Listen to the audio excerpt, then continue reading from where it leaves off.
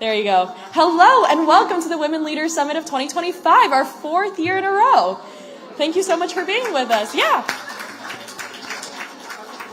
I'm Tamar Uriel Beery. I'm editor-in-chief of the Jerusalem Report, and I am delighted to welcome you all to one of the best entrepreneurship events of the country. I'm objective, and it is entirely women-powered through and through. Absolutely.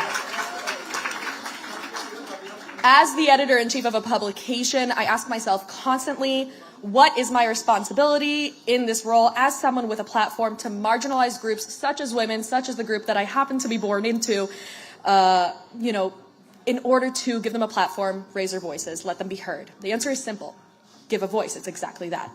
That is our responsibility to one another as women. When we have developed a ground to stand on, offer a spot to the women who wish to grow. When we have a way to uplift, we do not clamber over one another. We support one another.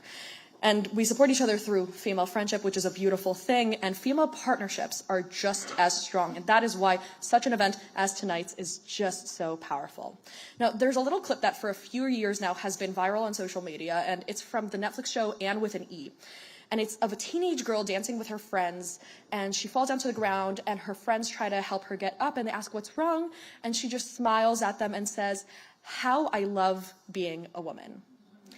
And I think we all wish for all little girls to say one day that same exact thing. And I think that an event like today showing cooperations, friendships, and the powerful partnerships between women can create that love, mutual respect, and self-love. So thank you for joining us. I hope we can all say, I love being a woman, and enjoy, please, the incredible interviews and panels we have lined up for you tonight. And I hope you come out of here recognizing just how empowered you are and how much you love being a woman. So thank you so much, by the way, to Checkpoint for hosting us in this beautiful, beautiful hall and with this wonderful, wonderful food. With that, I want to begin already with our first speaker of the night. She has given a voice to the voiceless with her platform and has advocated for Israeli women who have suffered unimaginable torture at the hands of our enemies. A lawyer and mediator by profession and mother to 3 boys, she has pushed philanthropic ventures forward in her career, all before reaching the president's residence. Now she advocates for mental health care, fights internationally for the recognition of sexual violence committed against Israelis on October 7th, and has worked to build bridges between all sectors of Israeli society, as well as between a traumatic past and a hopeful future. It is my distinct honor to invite to the stage the First Lady of the State of Israel, Mifal Herzog.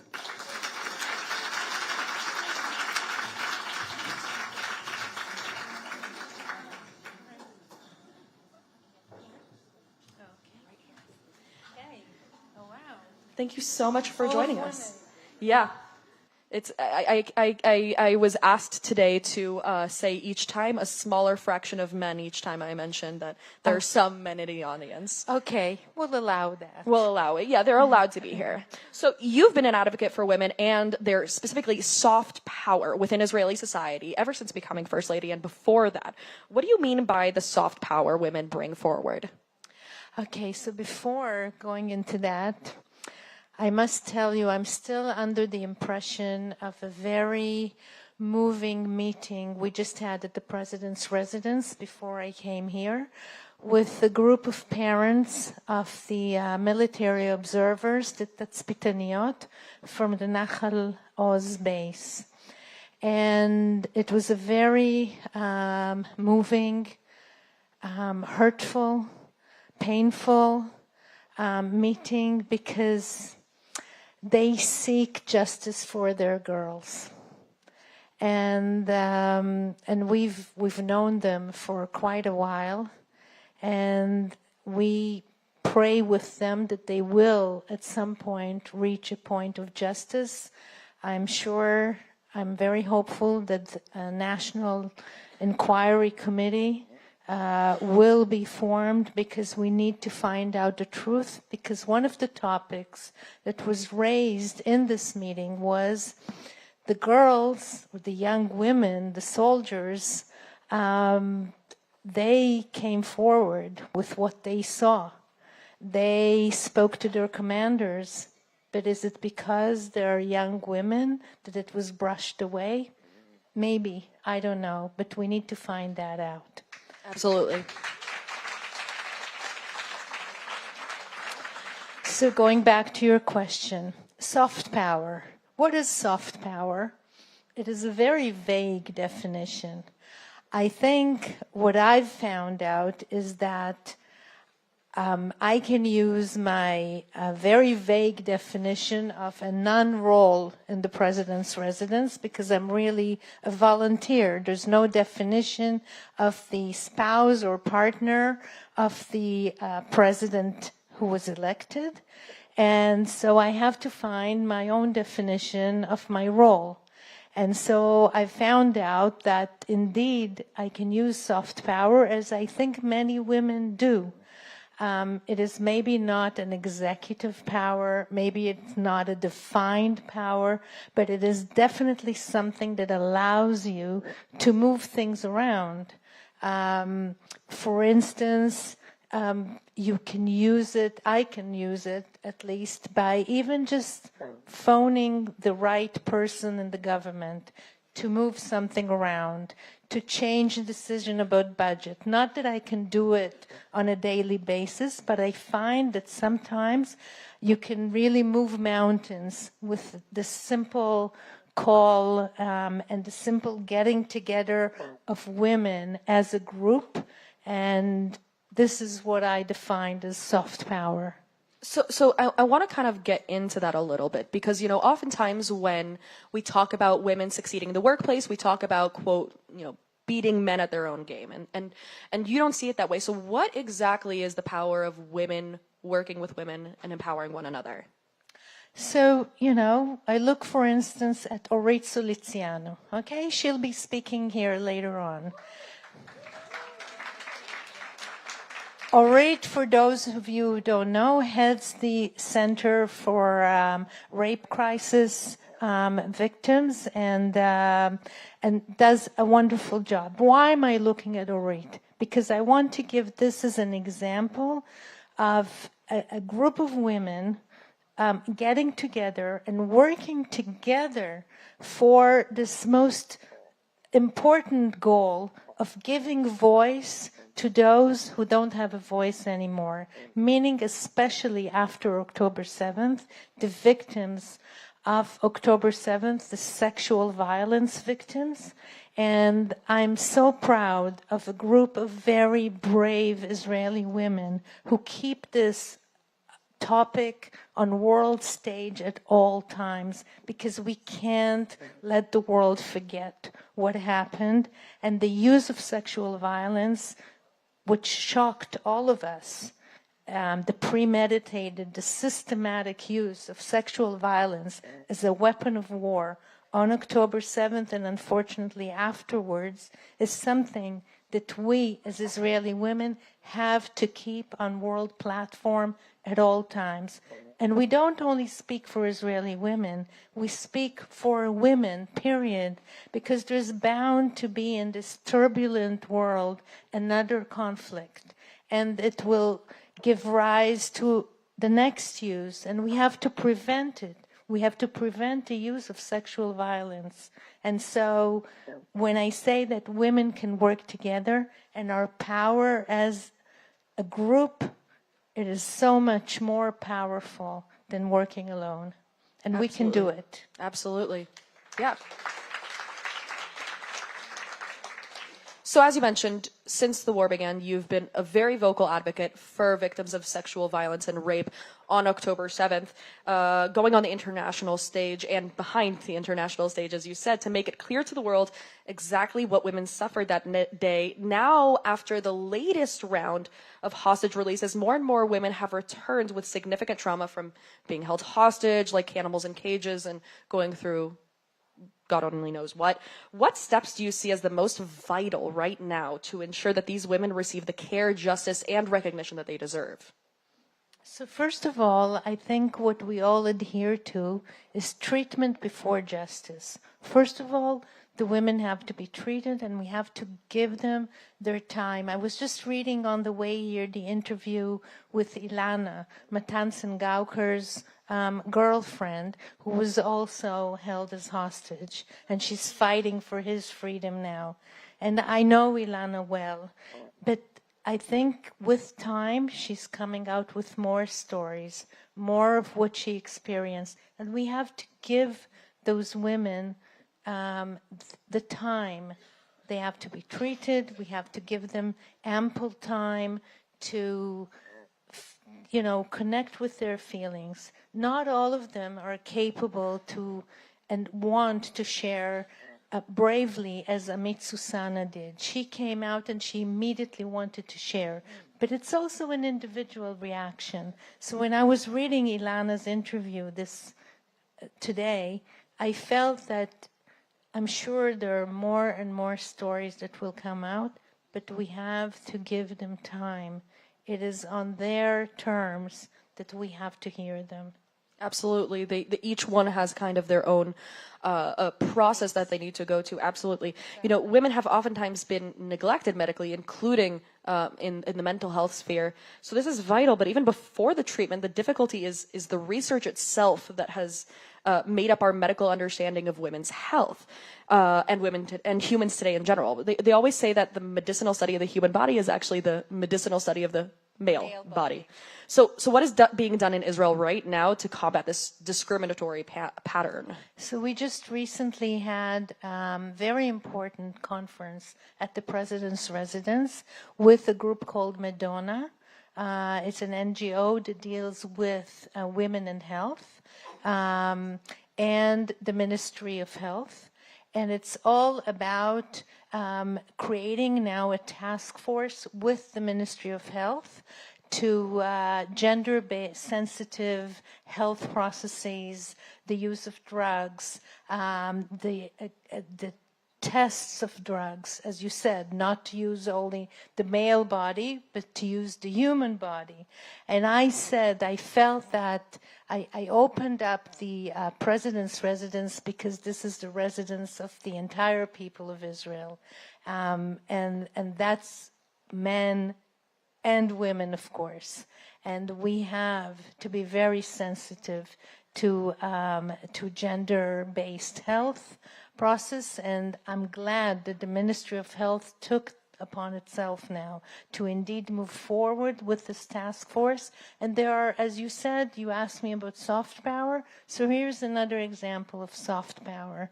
There will soon be a process where the Ministry of Health, with an NGO called Keren Bria, will create what they call the purple card, so that victims of violence can actually come with the purple card, present it to a doctor or in the emergency room, and everyone will know that this woman presenting the card has actually gone through sexual violence, and she won't have to repeat the story again and again.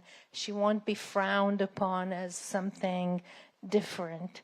And this is something that I was able to create the connection so that soon we will be advertising this whole process, and training will be held for the medical professionals in Kupot Cholim and hospitals. Amazing, truly an amazing initiative. In general, you've been an incredible advocate your entire time in the President's Residence for women. I'll embarrass you a little bit. My first memory of hearing that Yitzhak Herzog became president wasn't of anything that he did, but was you received bouquets upon bouquets of flowers when you reached the President's Residence, and you took them and you gave them to homes for battered women, and that immediately told me what kind of first lady you were going to be, and that was a very powerful statement. That was beautiful. Thank you. So one last question for you, and it's a very easy one. What message do you have for all the women here in the audience tonight? Okay, so first of all, it's wonderful to see a room full of strong, vibrant, energetic women. But what I really wish for all of us is to see many more women around the decision-making tables. This is really what we need. In October 2025, we will be celebrating 20 years to the UN Resolution 1325. That resolution was the first one that really marked the right of women to participate in processes of security and conflicts around the world, and also the right to defend women. And here we are, 20 years later, a lot of work still to be done. And that's why I wish for all of us to participate in every place where we can bring our voice forward, because our voice is always a little bit different, and it always adds another point of view. And it doesn't have to be necessary in politics. It can be in many other places. It can begin in the parents' meetings in school, or in Vad Bait, or in whatever municipal action is needed, but we need more women to be seen around these very, very important tables and decision-making tables. For instance, it baffles me that we don't have more women involved in the hostage dealings, because it brings another point of view. And at this point, I would also like to say that we, as Israeli society, will not be whole again, will not be able to begin our rehabilitation until we have every last hostage back home. Absolutely. Thank you very much, First Lady of the State of Israel, Mifal Herzog. Thank you.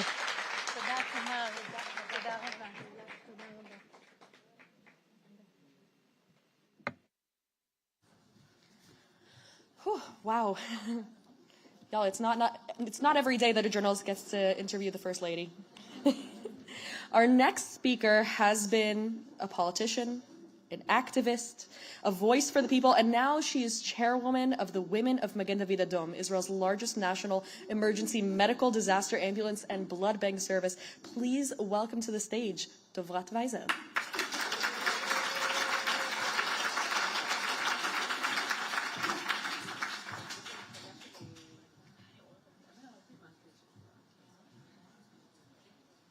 So I'm warning everybody in advance, this interview is going to be conducted in Hebrew.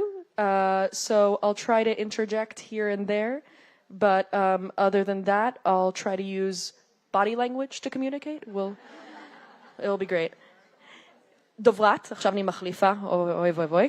את רואת חשבון בהשכלתך, את יושבת ראש האגודה למען החייל ברמת השרון, דרך אגב אני רמת השרונית עם המשפחה, אז כבוד גדול. שימשת סגנית ראש העיר רמת השרון ומחזיקת תיק חינוך ותיק קידום מעמד האישה, שזה רלוונטי אלינו היום. פעלת המון למען חיילים במלחמה, כולל הבאת מטוס מלא פודים קרמיים, יזמת והיית מנכ"לית חברת הקלינטק Water Revive, שזה שם גאוני דרך אגב, ועכשיו את גם יושבת ראש נשות מד"א. ספרי לנו על העוצמה הזו, איך עושים את זה, איך מספיקים את הכל קודם כל. אז קודם כל ולפני הכל, אני גם אימא ל3 ילדים. זה דבר ראשון. כן, 2 חיילים ובת 15, נשואה למורן שמנהל חברת הייטק בחול מזה 20 שנה, מה שאומר שהוא רק בסופי שבוע מגיע הביתה, וזה בכלל מאתגר, ומצד שני זה גם מאפשר. בקריירה הראשונה שלי באמת עד לפני 10 שנים כרואת חשבון, שימשתי כמנג'רית במשרד KPMG, וניהלתי חברות ציבוריות גלובליות, ולקחתי את הכלים האלה כמו כל תפקיד, שלוקחים ממנו את המיטב, וממשיכים הלאה לאתגר הבא. שימשתי כ-CFO בקרן הון סיכון, ואז החלטתי להקים סטארט-אפ שלי, יחד עם נשים כמובן, רק יזמיות נשים. בבקשה. כן, ובעצם כששואלים אותי איך נכנסתי לפוליטיקה ולעשייה הציבורית, אני תמיד אומרת שזה תלוי בעיקר בילד אחד קטן, בן 3, שקוראים לו יונתן, בני בכורי, וכשהוא באמת נכנס לגן הילדים בגיל 3.5, אז הבנתי שכדי להשפיע על החינוך שלו ברמת השרון ועל החינוך, איכות החינוך, אני צריכה להתנדב, כמו שאמרה הגברת הראשונה, לבד ההורים, ומהר מאוד מצאתי את עצמי נבחרת ליו"ר ועד ההורים היישובי, וככה הדרך שלי הייתה מאוד מאוד קצרה לפוליטיקה המקומית ולעשייה הציבורית. אבל מה שבאמת עכשיו ממלא אותי ומרגש אותי זה התפקיד האחרון הזה שהוצע לי כיושבת ראש נשות מד"א. אני חושבת שמשהו התערער אצל כולנו אחרי 7 באוקטובר, וכמו הרבה אזרחים ואזרחיות מצאתי את עצמי יחד עם בן הזוג שלי נשאבים כל כולנו לעיסוק בתרומה ועשייה למען החיילים והחיילות הלוחמים והלוחמות שלנו, באמת להיות שם כדי למלא את הוואקום הזה שנוצר בחברה האזרחית. ואז באמת מוניתי כיו"ר האגודה למען החייל במרחב שלי, ותוך כדי בעצם היום יום ראיתי ונחשפתי למאבקים ההירואיים של אנשי מד"א, גם ב7 באוקטובר וגם לאחר מכן, מאבקים הירואיים להצלת חיי אדם, תוך כדי מקצועיות בלתי מתפשרת, שמשלבת הרבה חמלה והקרבה, ובעיקר אהבת אדם, וזו זכות ענקית לשמש, אני מאוד מאוד מתרגשת מהתפקיד הזה. מדהים. את יודעת, חשוב לומר שיש הרבה ארגונים באמת שפועלים עכשיו. אני רציתי לדעת למה דווקא בחרת במד"א, כי בטח היו לך מלא אופציות. נכון. אז קודם כל זה עניין של תחושה בלב, ובאמת אני מעריכה את כל הארגונים שפנו אליי וביקרתי בהם, ובסוף יש איזושהי אינטואיציה מאוד מאוד עמוקה, ואני זוכרת שנפגשתי עם הנשים המדהימות האלה במד"א, ידעתי, חזרתי הביתה ואמרתי לבן הזוג שלי, זהו, זה מה שאני חייבת לעשות, זה מה שאני רוצה. אבל מעל הכל את מכירה עוד איזשהו ארגון בארץ שמורכב מ35,000 מתנדבים ומתנדבות שמתפעלים את כל המנגנון המטורף הזה. מד"א בעצם מעסיקה רק פחות מ10%, 3,000 עובדים שכירים, אבל 35,000 מתנדבים ומתנדבות שפועלים ומקריבים ונמצאים שם כדי להציל חיים. אני פגשתי במהלך התקופה הזו ילדים בגילאי 15-16, ופגשתי אפילו מתנדב בגיל 73, אבל מה שמשותף לכל המתנדבים זה שהם נושאים את אותו DNA מיוחד של חמלה ושל הקרבה, ואנחנו כולנו צריכים לזכור כמה אנשי מד"א הקריבו את עצמם מאז 7 באוקטובר וגם אחרי. אנשים שבאמת פועלים מהמקום הכי נקי וטהור כדי להציל חיים, ואני צפיתי בהם מהצד וכיניתי באיזשהו מקום, אז כל אחת צריכה להבין את המגבלות שלה, אני לא יכולה להתנדב כחובשת, אבל אני יודעת שאני יכולה ויש לי את הכוחות ואת היכולות לתת להם גב ולהיות שם בשבילם ולתמוך כדי להציל את הארגון הזה עוד ועוד קדימה.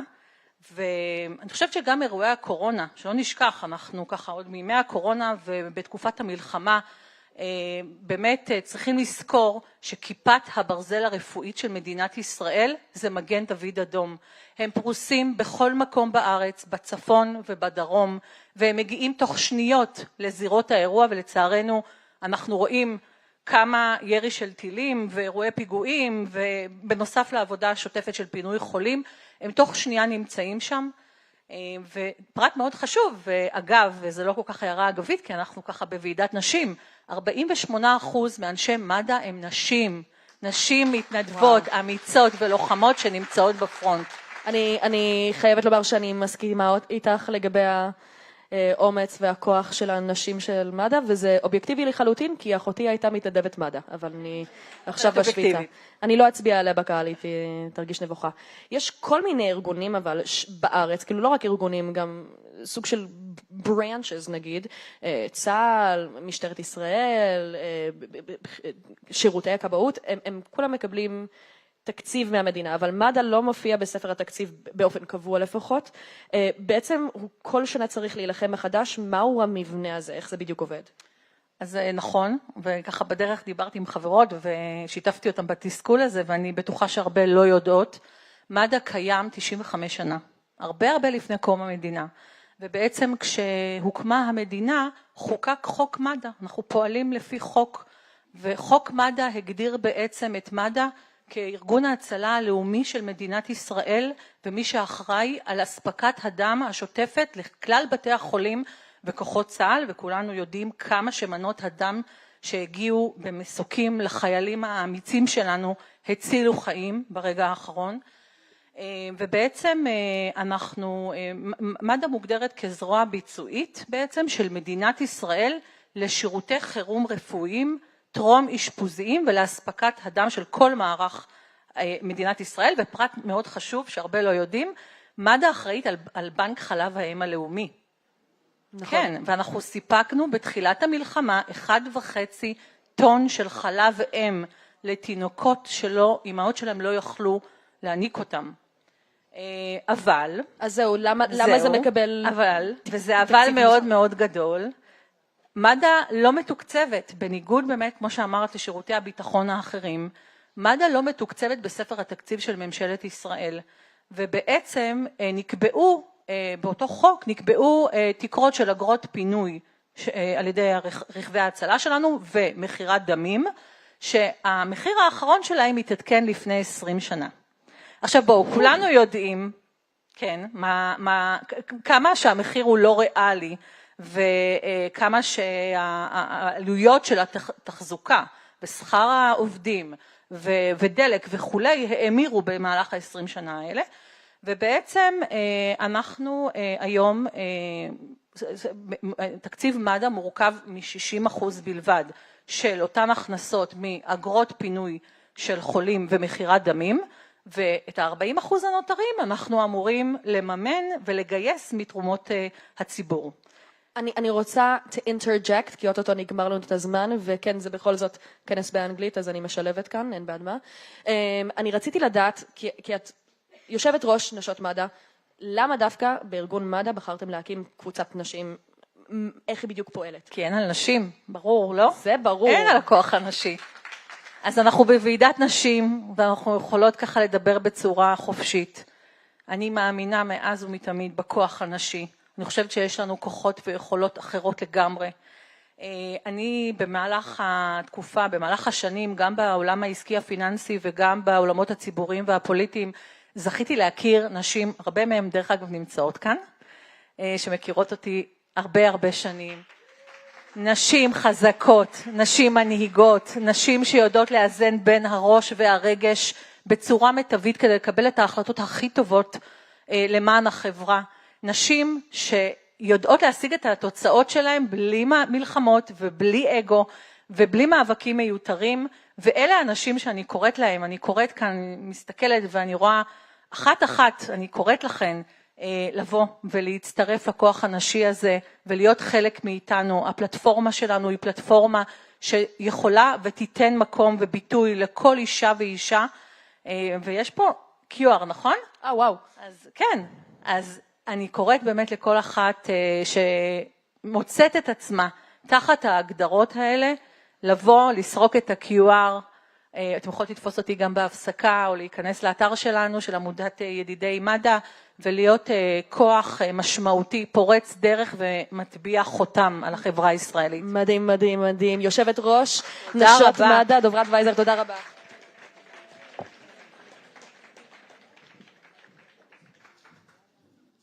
All right. Back to English. This is difficult. Now we're going to kind of get into the more nitty-gritty technique kind of side of our evening.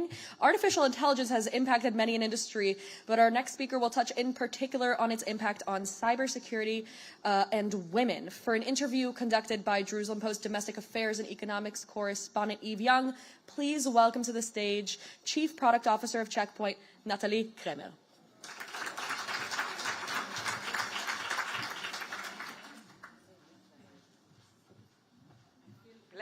So many microphones. You can have one for every question. So like Tamar said, we're going to start kind of talking about the impacts of AI on diverse communities, specifically women. Give us your expert insight. How does AI perpetuate sexism, and why does this happen? Okay, maybe I'll start with an example. A few months ago, we were in a meeting, and one of the people that was presented a picture of a project manager. And that was a picture of a woman. And we have a project manager on that project that is a woman. And we said, oh, it looks exactly like her. And he said, yeah, it's on purpose. I asked the AI to draw a project manager, and I got her. And we were all, what? You asked AI to draw a project manager, and it drew a woman and not a man? And he said, no, of course. I said, please draw a woman project leader. And then at that point, I stopped listening for the meeting because I kept asking AI to draw a project manager. And I got a man and another man and another man and another man. And then I said, okay, enough with the project manager. Let's have a developer. And it was a man and a man and a man. And then I said, a teacher. Guess what? A man and a man and a man. Teacher, really? Yeah. And then I said, art teacher. Woman. 15 tries, and it was men. Still. Art teacher. Yeah. Art teacher was men. The only way I managed to get a woman was when I asked a social worker. So this is our reality, right? And I've tried, you think I just spent the hour in the meeting. No, the entire day I kept asking AI questions. So AI also impact your productivity because I didn't work that day. So it's a real problem. Why does it happen? So everyone likes to say, yeah, of course, because this is the data, this is the world. AI is practicing on text. Some of the text is sexist, and this is what you get. AI is using history, and yeah, we have less leaders, women leaders in history, so that's what you get. Also, the teams that are designing AI are mostly men, so this is what you get. But this is something that we have to fix. We have to continue and test our AI systems for diversity overall and make sure that they are not biased. Otherwise, we'll never get out of this situation. Now that we're sufficiently terrified, let's talk about Gen AI. So generative AI, it's becoming increasingly accessible, right? I think we've all gone on ChatGPT and said, make me a picture, make me a video. It's also risky. So what measures is Checkpoint taking to ensure that employees use AI safely and ethically in their daily work? Okay. So let's start with the story. Why is it risky? Let's explain why is it risky. So I'll give you another example, and actually will be connected to the previous discussion as well. So a few months ago, my husband and daughter were preparing an apple cake. And I was doing my emails, and they needed vinegar for their apple cake. Don't ask me why, this is what the recipe, because everyone asks me, why do you need vinegar? I don't know, this is what the recipe said. And so they told me to go and bring vinegar from the store. I was doing my emails, nothing will stop me when I'm doing my emails, and said, no way, just use lemon juice. And my husband dared to say that I'm wrong, which is a big, big, big mistake. So I went to my best friend, not my husband, ChatGPT, and I asked ChatGPT, hey, can you just replace lemon juice with vinegar in an apple pie? And it says, yeah, of course you can. So I was very excited that I was right, but I was upset about something. When I asked the question, I asked in a gender-free form, in Hebrew. But ChatGPT answered in a female form. And then I was like, why? So I showed that to my daughter, who is a bigger feminist than I am. And she said, you know what, let's ask him about making a shelf. And so we asked, how can you make a shelf? And it answered in a masculine way. So we were so upset. But because ChatGPT is such a good friend, I decided to give him another chance. So, or her actually, right? So I decided to give another chance, and I asked, hey, why when I ask about the cake, you answered in a feminine form? And he said, oh, of course, it's not about a cake. It's because a few months ago, you prepared a presentation on women leadership in a session. So I knew you were a woman. And then I was very upset. And so I asked ChatGPT, hey, what else do you know about me? And I got a list of 20 items about myself. And I work in cybersecurity for a living, right? So I did my best throughout the year not to share any information. So since then, whenever I meet someone new, the first question I ask is not tell me about yourself. I ask ChatGPT to tell me about you, and let's see what we'll find. Why am I telling you this long story? Because ChatGPT and other AI applications are collecting a lot of information about us. And there is one thing on the personal level, but then when you work on an organization and you love the productivity of ChatGPT, honestly, I'm an addict. but then you start sharing information, and the more you share information, the more productivity you get. But guess what? Information about your company is being exposed. And some companies might say, hey, you know what, ChatGPT is okay, but what about DeepSeek? Maybe not. So we need to make sure that our employees are using in tools that are allowed. And then another questions come to mind about how are we using these tools? Are we using them to build presentation? Are we sharing our code? Are we downloading code? There are a lot of risks coming with that. I'll give you another example. We deployed our Gen AI protection tool in one of the hospitals.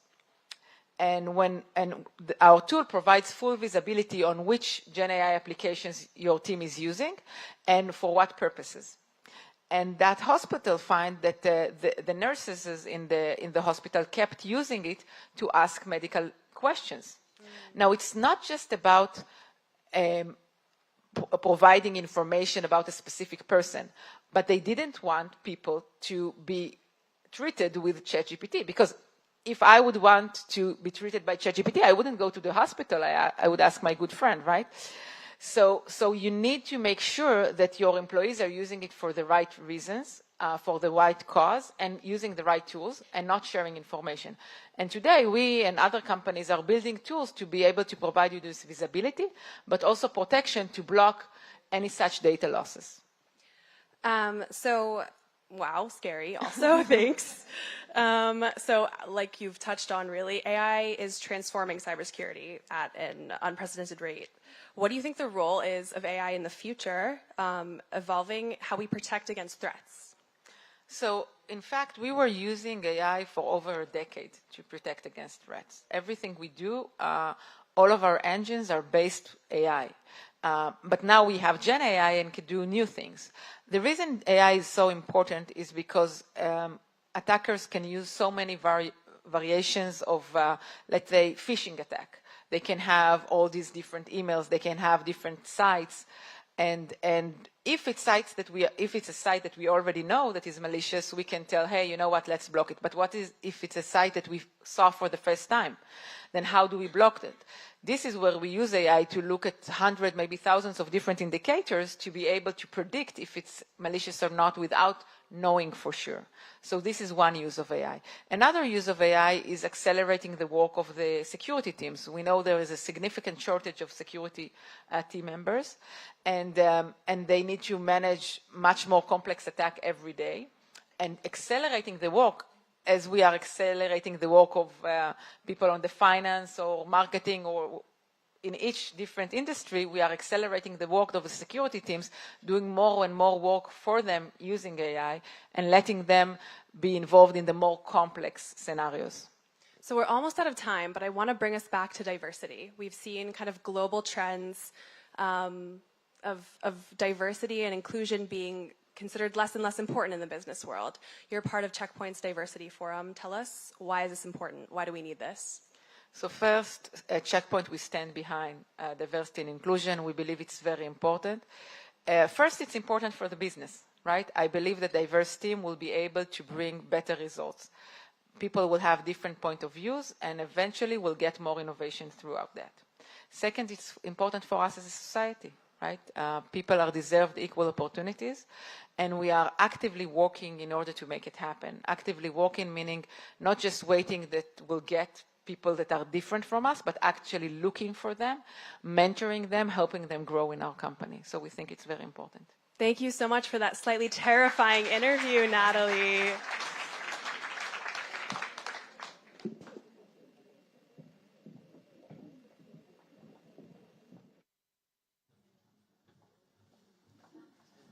Wow, I hope we see a better future when it comes to diversity and inclusion soon. Nahal Oz was one of several small towns, kibbutzim, and villages in southern Israel irreparably struck on October 7th, 2023. Now, as the war has recommenced, its residents who love and cherish their home are attempting to build it anew, all the while in constant fear for their lives. They're led by a small but incredible group of women, pushing forward for positive change. I am pleased to welcome to the stage one of those community leaders of Nahal Oz, Mifal HaPais.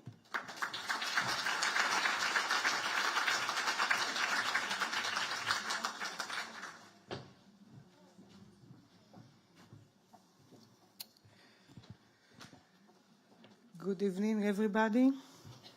My name is Mifal, and I became the community manager of Nahal Oz on October 8, 2023. I started unofficially at 2 a.m. that morning, after spending an entire day locked with my family in our safe room, surrounded by gunfire and explosions, not knowing if we would survive. The sounds, the fear, the desperate message flying between neighbors, these are memories that will stay with me forever. Late on the night of October 7th, we were evacuated to a military base far from the border. And there, I realized that someone needed to manage the chaos. I started running a list together with other 2 women from the kibbutz, a list of who was there with us and who wasn't, who came out in the first bus and who came out in the second and the third, and who didn't come out. We walked through the night, calling every number we had, checking every shelter, desperately trying to account for everyone. There were a million questions we had to answer, and so few answers available.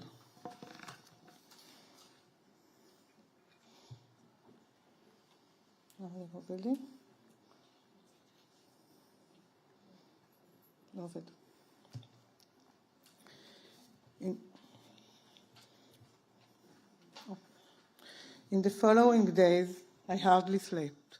We had to face the terrible results of that day. 16 members were murdered or killed, and 8 were taken hostage. 2 of them are still in the tunnel of Gaza as we speak. Omri Miran, the father of 2 young daughters who are waiting for his return home, and Joshua Mulal, a student from faraway Tanzania who was murdered by Hamas, and his body remains in their hands. The grief was and still is overwhelming. We had to set up a new team to deal with every problem, big or small, from supporting our hostage families, handing out blankets and clothes donations, to offering mental assistance and funerals, so many funerals. We were broken, grieving, refugees, and we had to rebuild ourselves as a community at the same time. Yet out this deep hole, we started climbing up. A small group of women worked together, rising every morning, leaving the small room where their broken families slept, and fighting to rebuild the community. We had to create an education system for our kids, find housing for all the families, organize community activities, and all the time continue supporting our hostage and bereaved families. When I took upon myself the role of community manager, I had to put away my ego and to learn to ask for help. One of the biggest challenges was setting priorities and telling the good people who offered their help what we actually needed and from them, and which offers were generous but unhelpful. I learned to be grateful but direct, to channel the enormous goodwill of the Israeli public and the Jewish communities worldwide in ways that would truly help us to rebuild. Another challenge was looking ahead and not just solving the crisis of the next hour, and there's a lot like this. To pass more hurdles, make more decisions, to admit we didn't get exactly what we want, but to keep going. The dual vision, addressing immediate trauma while building for the future, is perhaps the most difficult balance to maintain. My main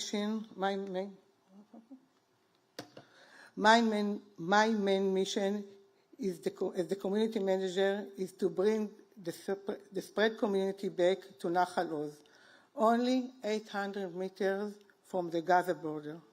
The kibbutz that is not only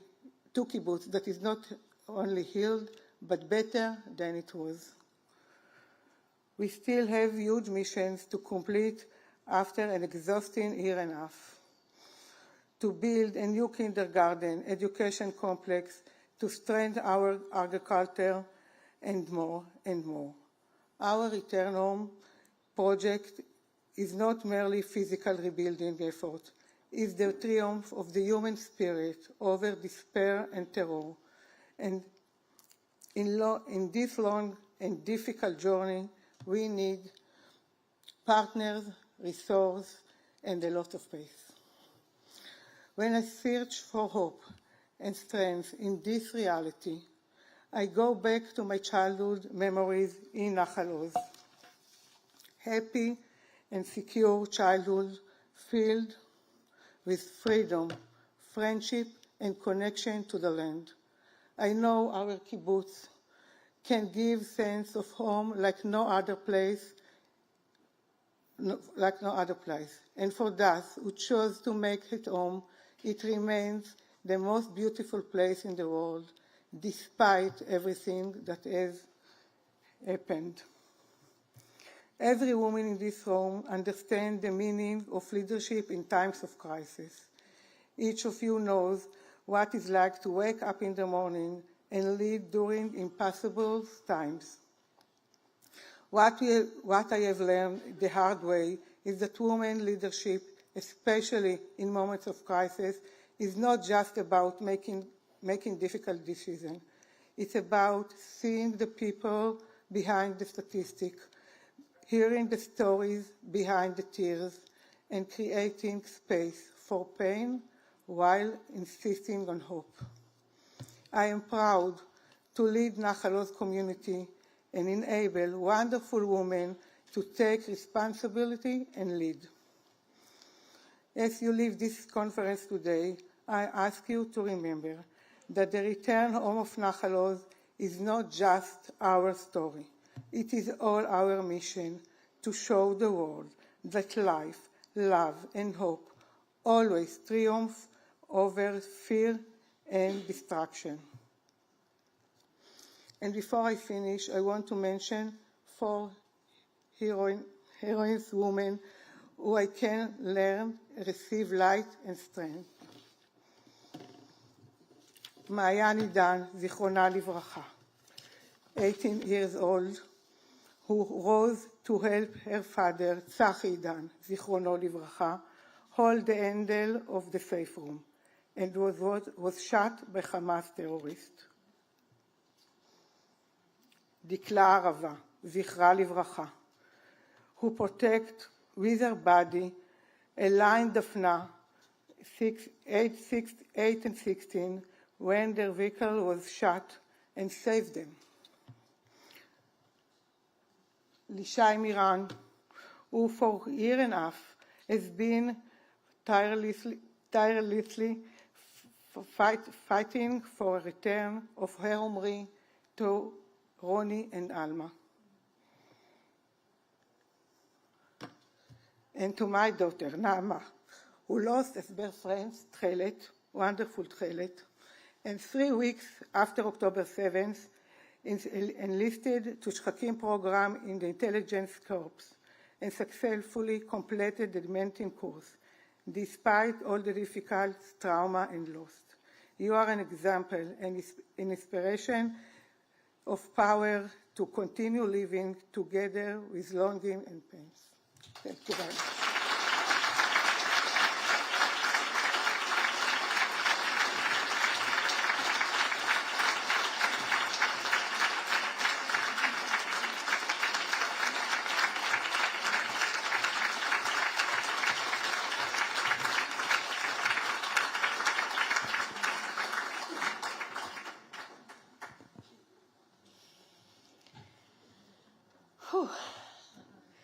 Our next speaker, a little more lighthearted this time, can give us insight from one of the biggest and most successful tech companies in the world, both on the industry and the impact of artificial intelligence on the industry today, as well as what it means to be a woman in a male-dominated industry. Please welcome Vice President and Head of Industry AI at Microsoft, Mirav Davidson.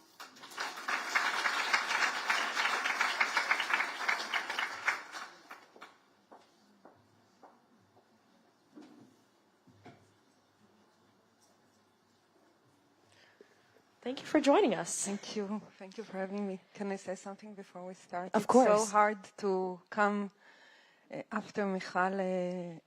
I want you to know that we're going to talk about other things, but, echoing what the First Lady said, we will not be whole until they all return home.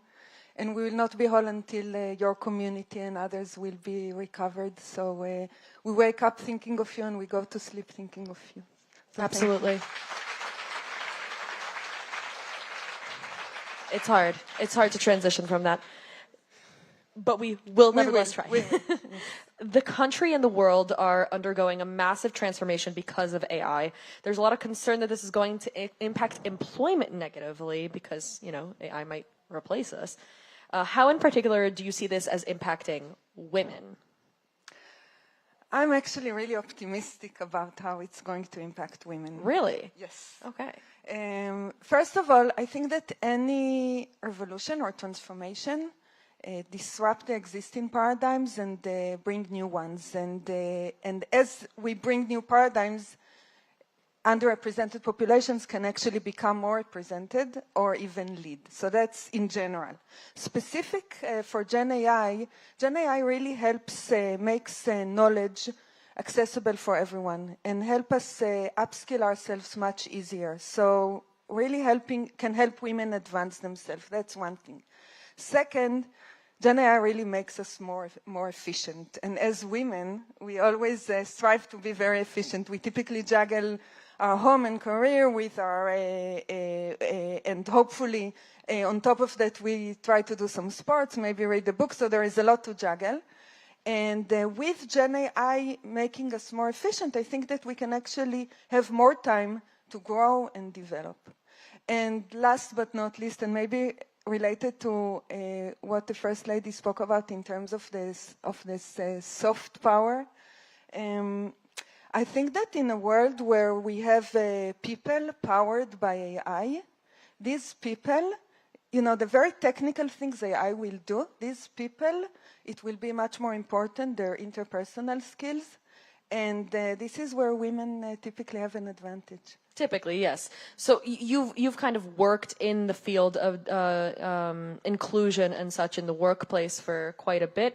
You spent a lot of your career beyond just being a leader in your industry as a major part of initiatives to create inclusion and equality in the workplace. However, you work in the tech field, and recent reports have revealed that women make up 30% on average of most of the high-tech industry. How do we bring about positive change, in your opinion, in representation? It's a lot of hard work and it's a journey. First of all, it starts with education.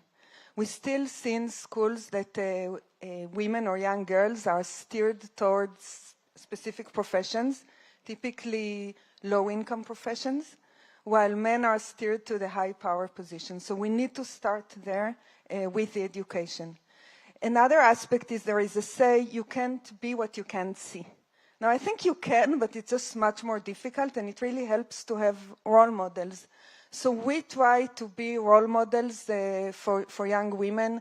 We at Microsoft, we bring a lot of women to Microsoft to visit us, a lot of students, young students. We come to schools and we talk to them.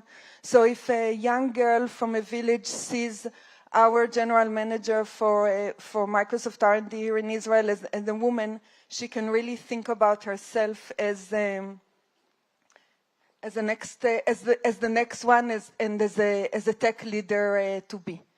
And then we do a lot of mentoring. I'm personally part of the Woman to Woman organization that is working on mentoring the future leaders of Israel. And we're actually signing up women for our 10th round of Woman to Woman. So Anyone who's interested, you are very, very welcome. So we mentor women internally and externally.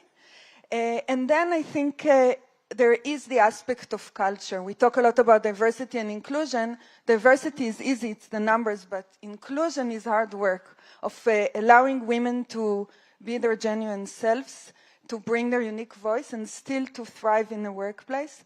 So we do all of that. That's extremely empowering. Yeah, that's is. incredible.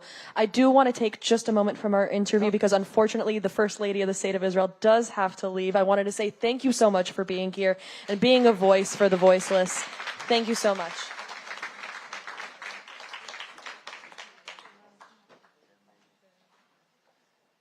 So going back to your question, I think there is the last aspect, which is very practical things that matter.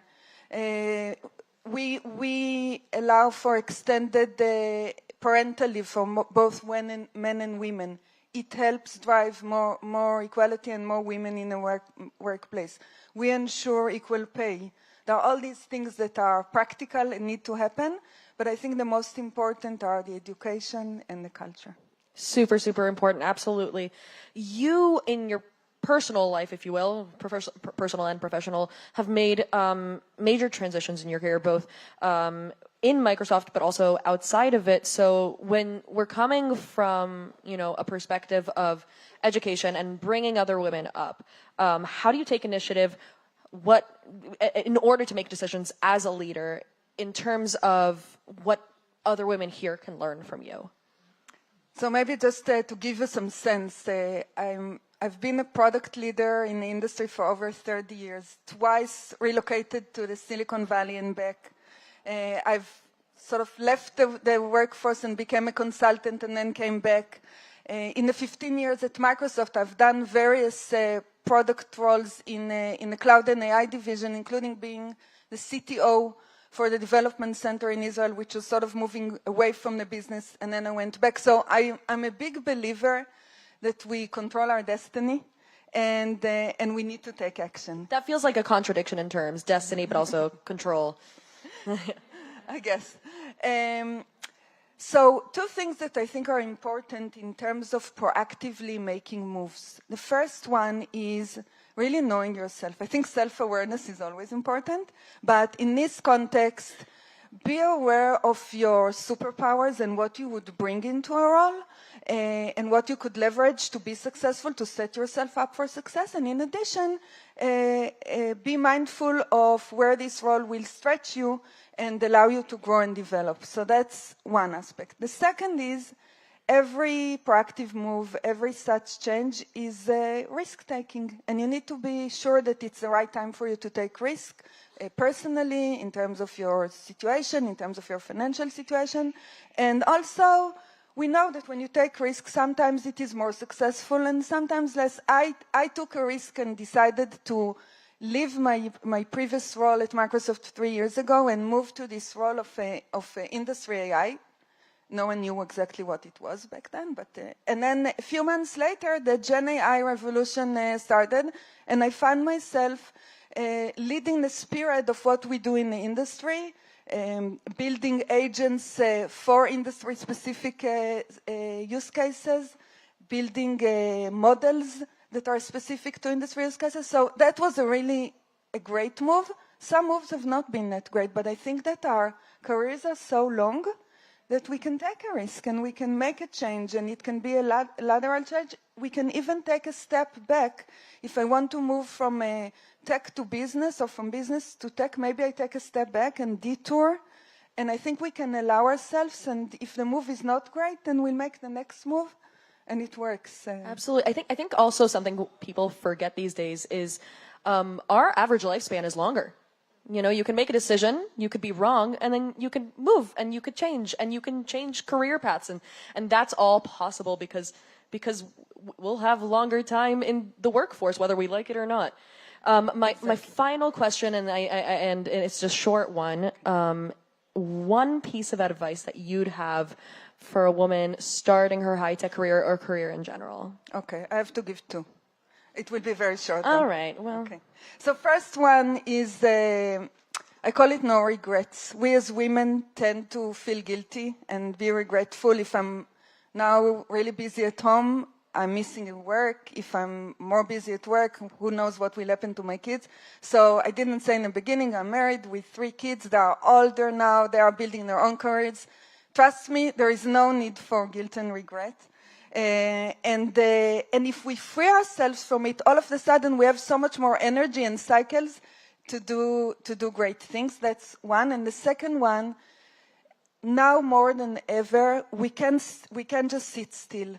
We have to learn, we have to evolve, we have to challenge the way we think about ourselves and our role and do things. And this is how we prepare ourselves for the jobs of tomorrow. Absolutely, Mirav Davidson, thank you so much for joining us today.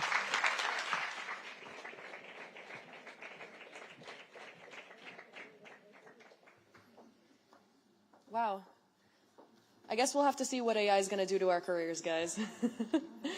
Our next interview can really reveal the inside of cybertech and cybersecurity in the modern world, moderated by the very delightful Hila Bakshi, founder and head of Amit Apistiot. Please welcome to the stage Maya Holovitz, Chief Research Officer at Checkpoint.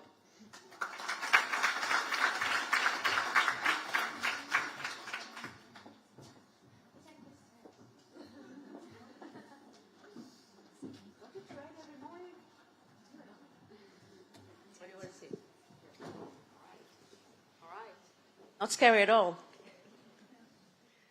I just want to warn you, I came back from India after a week, so I might, some Indian accent might slip in my interview, so forgive me, okay? I've been listening to a lot of podcasts today just to practice my English, to get my English back again. So, all right, Maya, hi. Hi, good evening. Hi. Good evening. The event is all around cyber, and I love it because I feel like I've grown in the cyber industry, although it's a completely lie. I've grown at this. It wasn't even a cybersecurity; it was information security back then in the early 2000s. But I'm very much involved in the cybersecurity space, so I'm very delighted to have you here with me. I'm going to ask you a few questions that some of them I know the answers, but I want you to elaborate with our wonderful audience. So let's start. And again, forgive me if some Indian accent slips in, okay? So Maya, the war, how does it impact the cybersecurity, the cyber attacks from all our friends around the world? Iran, Yemen, does the Houthis know how to hack? So first of all, to that last part, well, the Houthis and everyone supported by Iran, they get all kinds of weapons, including cyber weapons, from their great supporters in Iran. So maybe, but the war in Israel, and I would say modern wars in general, are really reflected in the cyberspace. So the war in Israel, we see Hamas and we see Iran attacking government institutes in Israel. We see it also vice versa. And it also happens in other wars around the globe, right? So we can see, Chinese nation states attacking all over Asia. In the war between Russia and Ukraine, we see these attacks. But what I think is most interesting is not the nation states who attack each other, but it's actually a more recent trend that is called hacktivism. So it's like activism, but in the cyber. So is it recent, though? I mean, I know Anonymous for the past 2 decades. Right. So Anonymous were kind of the leaders of this trend, but we see more of it in the last 2 or 3 years. Yeah. Of course, since the war between Russia and Ukraine started, and we see that even nation states, they recruit hacktivists to support their agendas.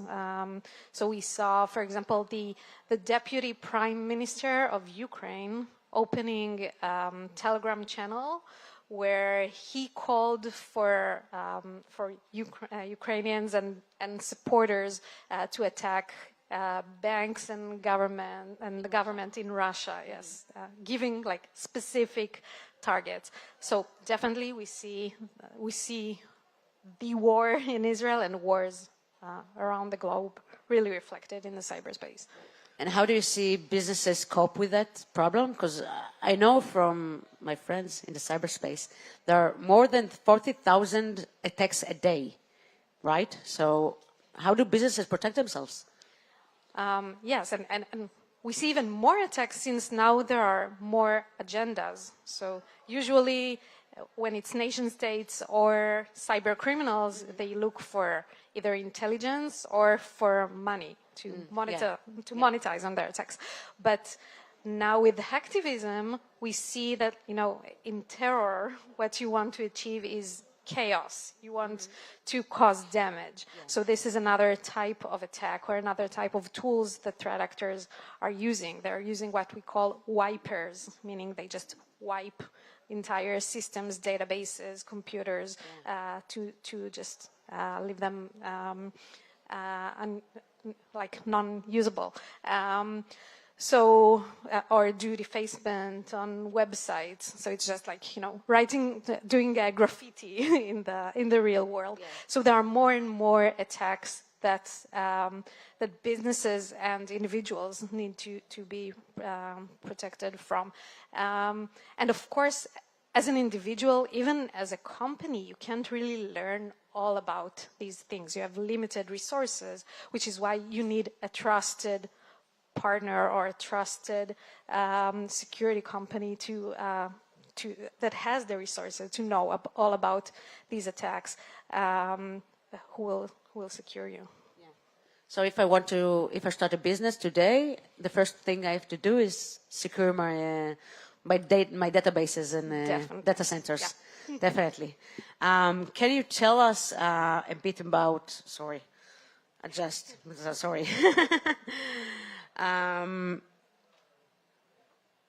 All right, I have a question here that I'm not sure. What types of misinformation campaigns do you find most alarming? We've seen attacks on hospitals and we've seen attacks on banks, and we've seen, every day I check my bank account. Is the money still there? It's not there. And it's not because of hackers. But, do they target like certain sectors? They do. Sometimes it's the sectors where the money is, and sometimes it's actually the sectors who are less protected.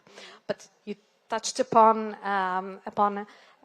the campaign that disinformation, and this is where we actually see AI coming into the game. The Iranian bots.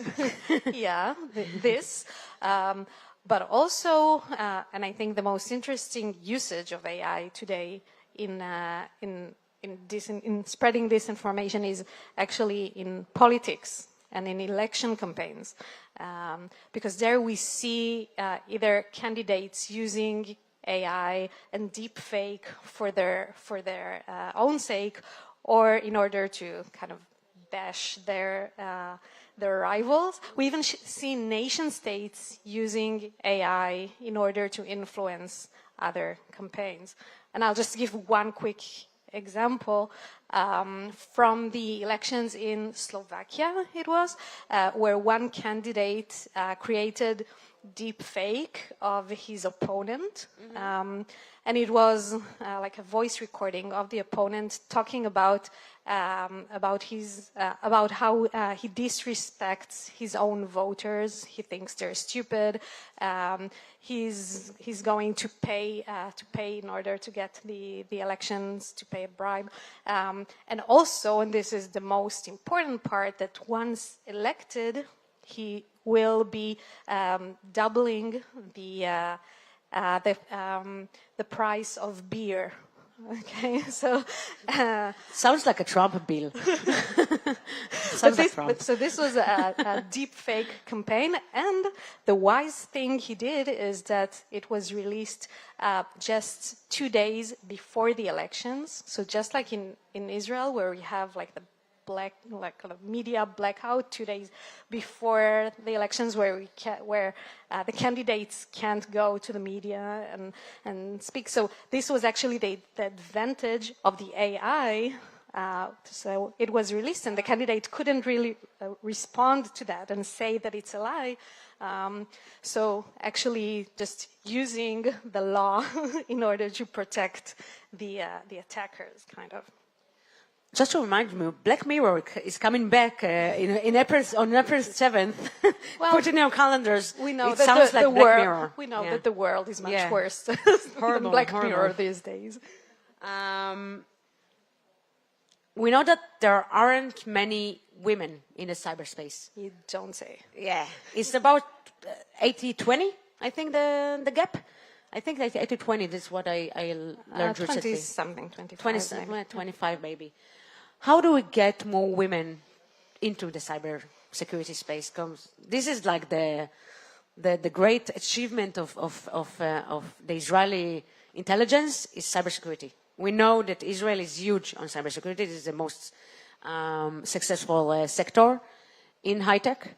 How do we get more women there? We need more women like you and then Natalie Kramer, who spoke a minute ago here.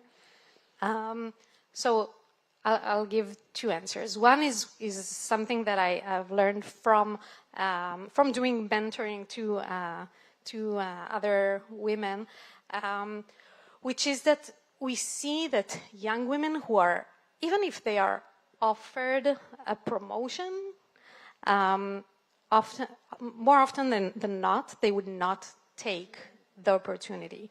And the reason is that they think they're not good enough, or that they don't answer all the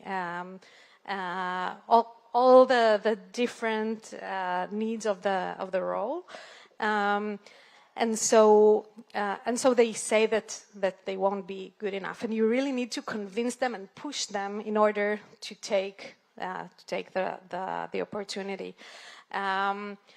And we know that we have higher expectations from ourselves than men do sometimes, and so I think that it is very important to push them for that, and to make them understand that if someone else trusts them, then they should too. So not just to give up, and if a woman says she doesn't want a role or promotion, just say, okay, she doesn't want it, but actually talk to her, see what the motivations are, and maybe try to convince her.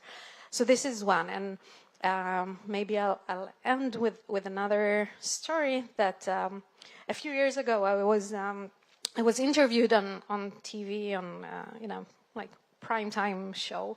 Ooh. And just before the interview that I gave there was a makeup artist. She was doing my hair and makeup, and she was very excited to have me there. And the reason was that she's used to doing, makeup for men, so just some makeup so that their bald head will not shine too much on TV. And she said that sometimes, they try to call this TV show, they try to call women for the interviews, and there are women sometimes, but they just don't agree to go on primetime and speak live on TV. So this is when I understood that I'm not just representing myself or my team's work there, but I'm also representing women and women in tech, and highlighting the fact that we are there and we belong there, and it's something that can be done. So I think that it's important for women to take this step and to agree to be there in the front. But also, it's very important that we have events like this, and it's important that Jerusalem Post takes the time and the effort to highlight women in technology and in other fields, and to show that there are strong women leading also in these fields. Yes, definitely. Thank you. And I just want to say, I'm not sure a lot of people know it here, but there are some NGOs like Hackeriot for young women to become professionals in the cyberspace industry, especially for women and young teens. So whenever you have a chance, go to their events. Encourage your young adults, young teenagers to go and attend these meetups, because it's important to us and for Israel that more women will be involved in the cybersecurity space, because first of all, it has a lot of money. It pays well, and second of all, this is like the most successful sector in the Israeli high-tech industry. So you want your girls to be involved there, and we need more women. This is what I'm saying. We need more women, and show them cybersecurity is not scary. It's not scary. Everyone can do it, right? Anyone can do it. Sure. Right? Anyone can do it. All right, thank you. Thank you. Thank you, Maya.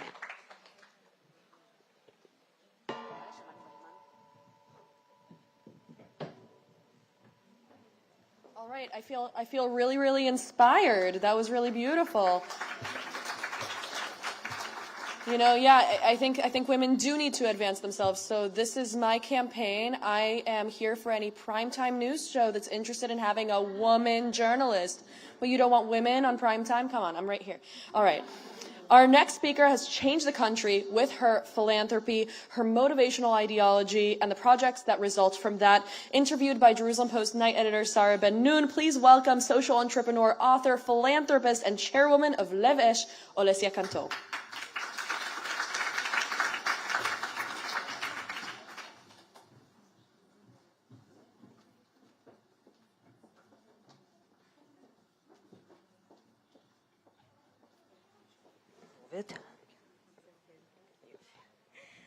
Olesya, thank you so much for speaking to us today. Sure. The audience tonight has heard a lot about the needs that have arisen for the people during the war, and where those gaps really are lying.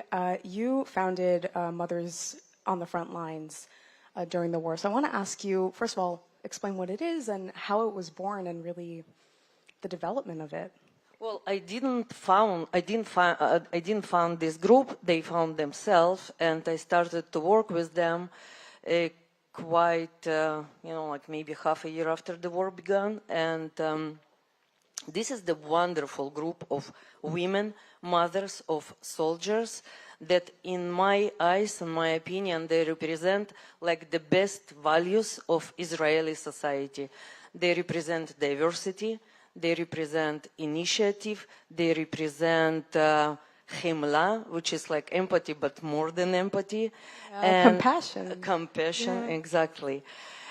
So this is the group of women that after the beginning of the war, they understood that the official country systems, they were not efficient or sufficient enough to answer their needs.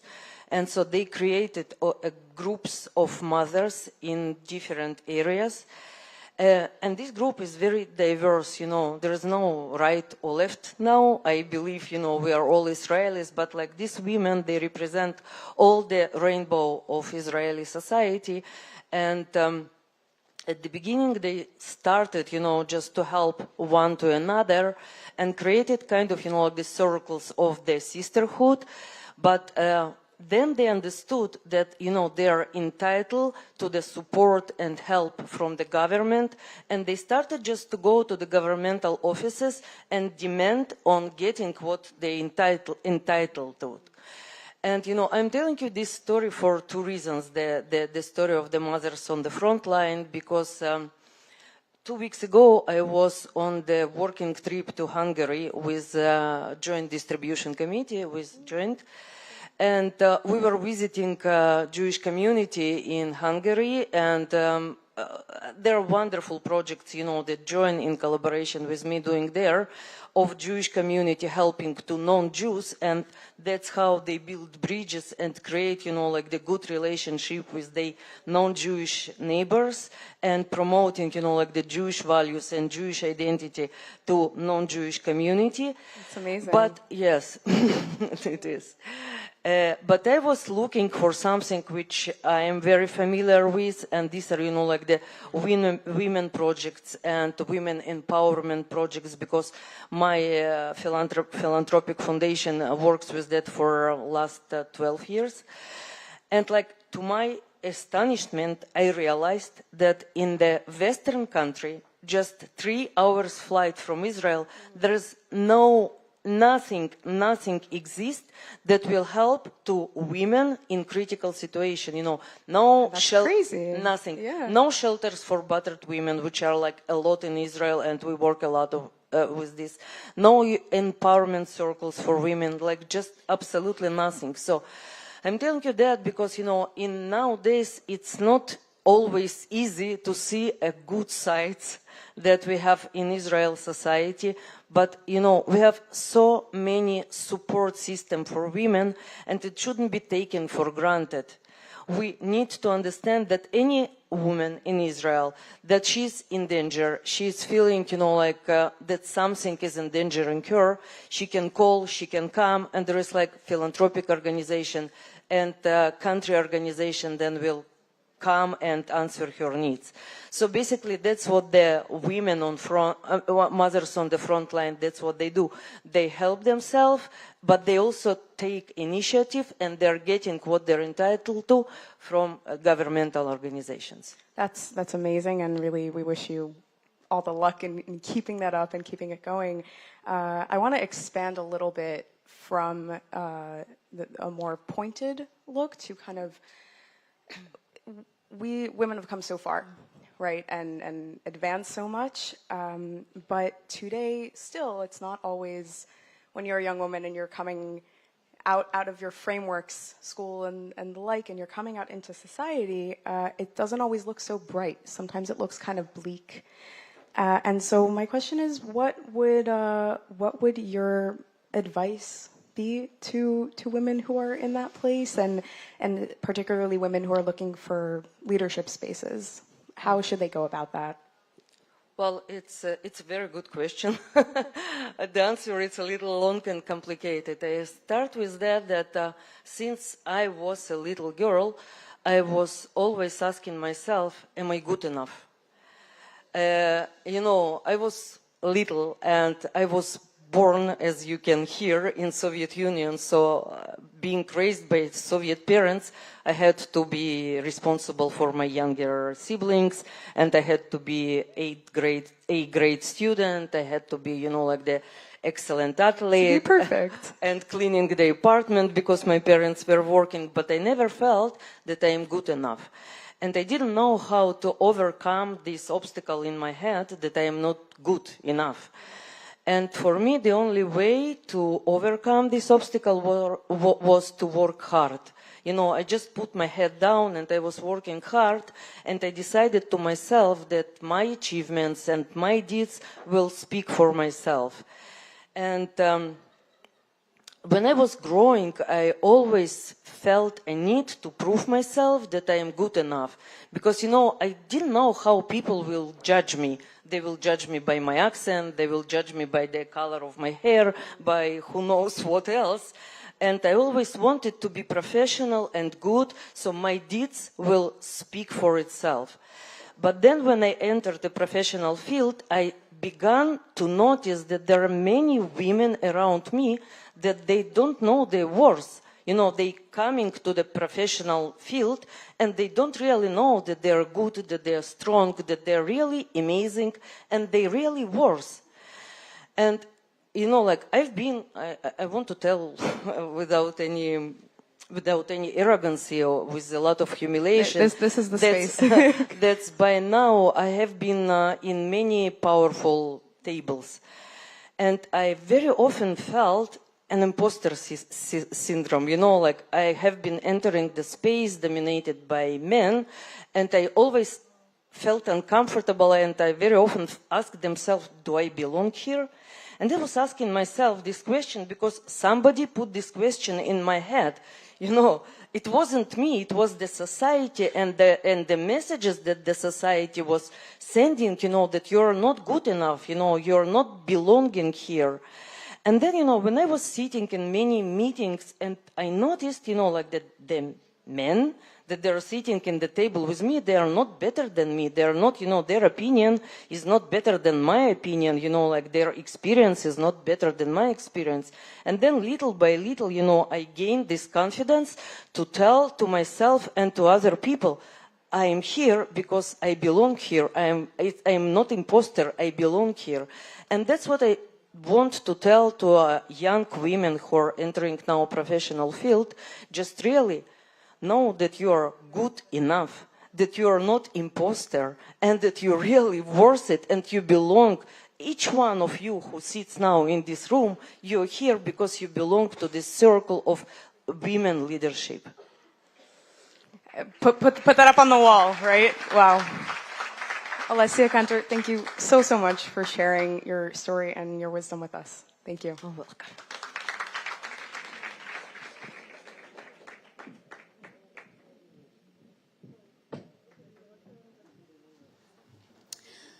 Our next speaker, I have met with several times, and she has worked hard surrounding the catastrophes that our community has encountered, community of women, not only since the war broke out, but far beyond it, to discuss how victims of sex offenses are faring the aftermath of the horrific October 7th attack.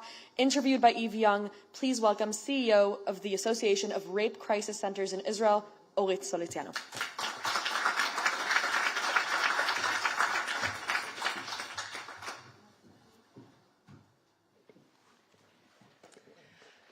So the First Lady already touched on that a little bit earlier this evening, but one of the central themes of the Association of Rape Crisis Centers November conference was the tension between the needs of victims and quote-unquote national needs. For example, the need of a victim of a sex offense on October 7th to privacy and to be able to tell her story in her own time, and our feeling of a national need to expose the crimes that happened on that day.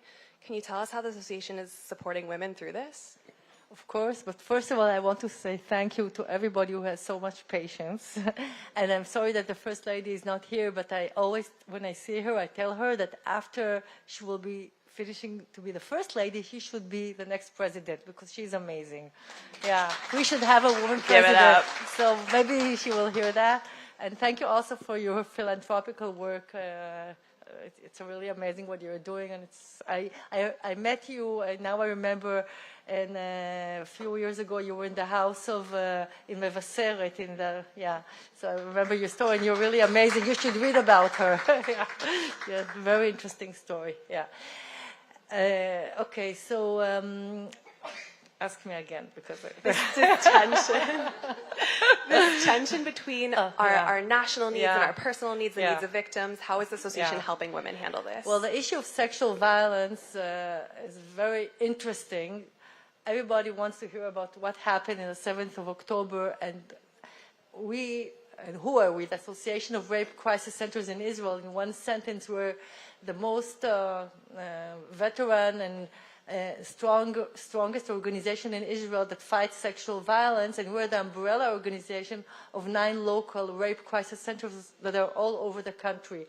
And like Magen David Adom, we're very passionate about our work, and the women who come to volunteer in our organization and the men, when you enter a rape crisis center, you never leave it, like the song. So this is who we are.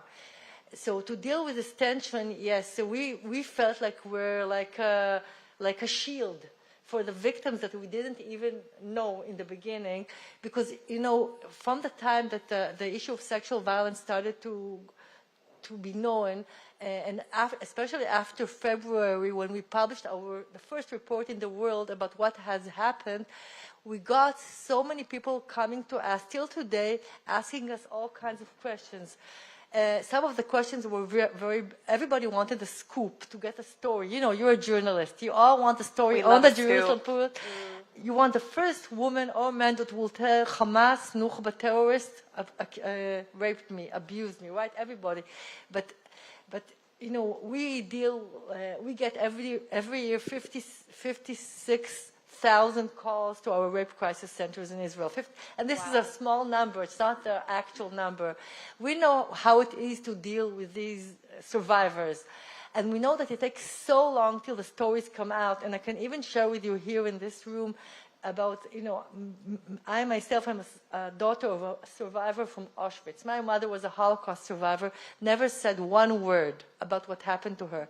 But I know that, and you all might know, that maybe 15 years ago in Israel, Holocaust survivors started to tell their stories about sexual violence in the Holocaust.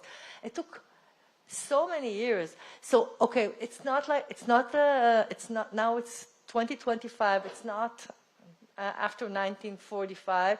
There are therapists, there's a lot of awareness, but these survivors that they came back from captivity or from the Nova, they suffered horrific things. And you know, in Israel, and we all live in this country, to say that you're a survivor of sexual violence from the enemy, it's everybody, many people are embarrassed to say, but the enemy, unfortunately, but this is the truth, some people feel that it's like being contaminated.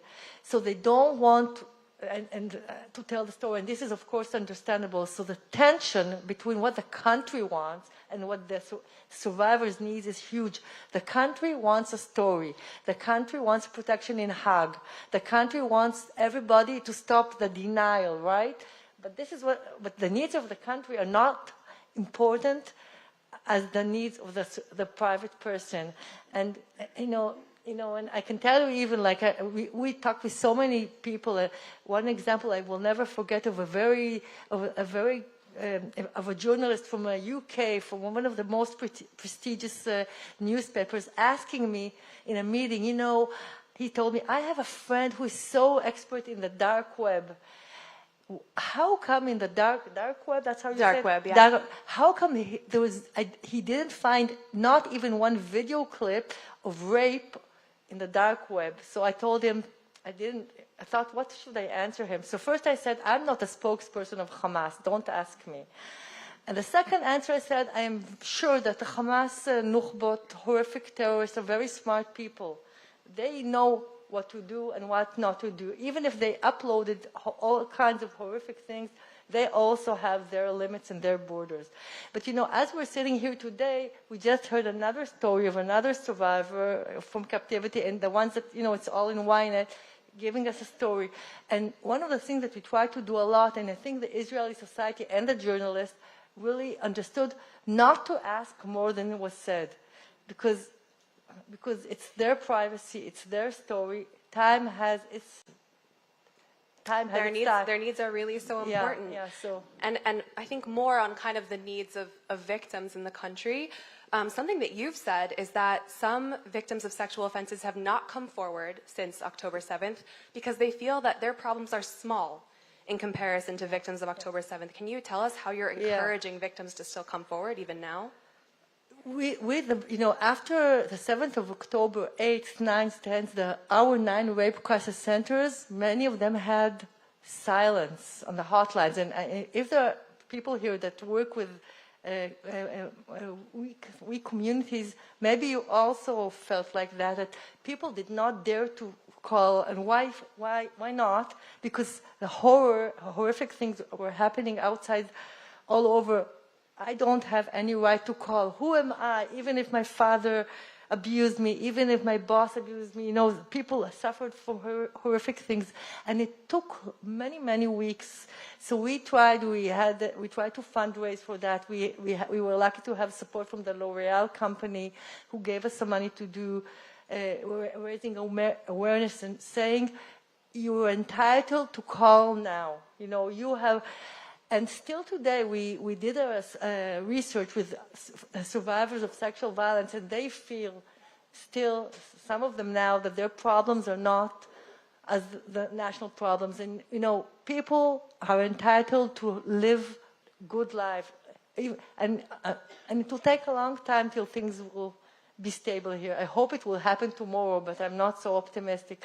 So this is why we exist, like MADA, Magen David Adom. Every day people need MADA. Every day they need our MADA, our rape crisis centers, and we will do the utmost to help them. Thank you so much for your important work. I wish we could keep talking all night. We're out of time.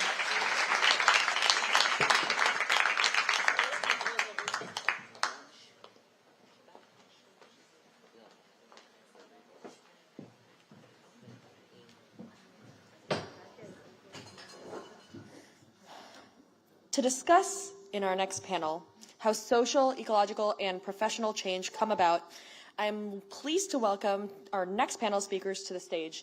Karmit Ram, Director of Desalination at Mekorot, Miri Shetach, CEO of the Healthy Workers Club and VP of Training and Education for Learning and Advancing at the Histadrut, Nicole Hodstro, CEO of the Mirage Foundation Israel, and Liat Shaked, CEO of Supersonas.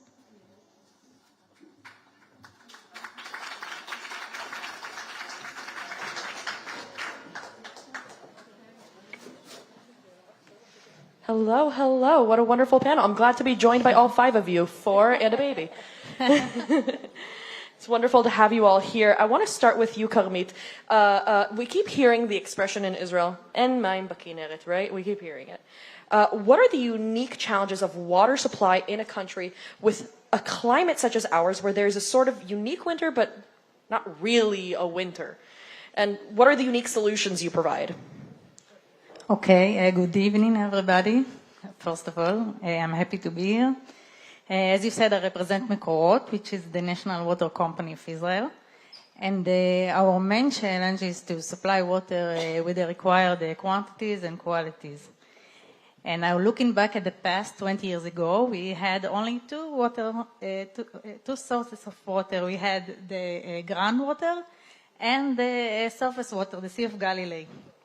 And today, thanks to the proactive approach of Israel to desalination, we have also another source, very important and reliable source, which is the desalinated water, which is not dependent on climate. So it's, right, as you said, if it's winter, which is not really a winter, so it matters, but we can handle it because we have this flexibility of the desalination water source. Absolutely. So, it's very necessary, and there's a lot of difficulty in kind of understanding this industry. I don't think it's particularly easy. What are the latest technological advances when it comes to desalination? Yes, so desalination has come a long, long way from the beginning at the 60s or the 70s. And we always look for ways to do it more efficient, the desalination process. Now, if I need to say something, to point on one innovation that really changed the desalination process, will be the use and the implementation of energy recovery device. A desalination process requires a lot of energy, especially seawater desalination. So imagine that you invest all this energy, you take it and you just use it for the process and then dispose it. So with the implementation with energy recovery device, you take this energy and you put it back to the process, to the desalination process with the efficiency higher than 95%, which is huge recovery. So I think that this is the most important revolution that was implemented in the desalination. And of course, in Mekorot, we also have an innovation department, and in our department, in the desalination department, we conduct many pilots, especially for this purpose, to use the less chemicals to save energy consumption and to make it more efficient. Absolutely. It's yes. so necessary, especially yes. since, there are very few things we all need. Water is one of them. Yes, and I must say, as you said, regarding the AI, the AI is the future, I think, everywhere. So also in desalination, I think that the implementation of AI will be the future. Absolutely. So I do want to turn to Miri real quick. You said, it's hard for working professionals to maintain some semblance of, first of all, sanity, and not to mention health when they work long hours and push themselves in the workplace in order to advance, but you created an app to help advance just that. Can you tell a little bit about that? What do you do to encourage positive change? Of course. But before, let me share something personal, if I can. You may. Until the age of 30, I was a couch potato. But then I fell in love with sport and embraced a healthier way of living. Oh, so you're here to talk about addiction awareness. I don't know. Let's see about that.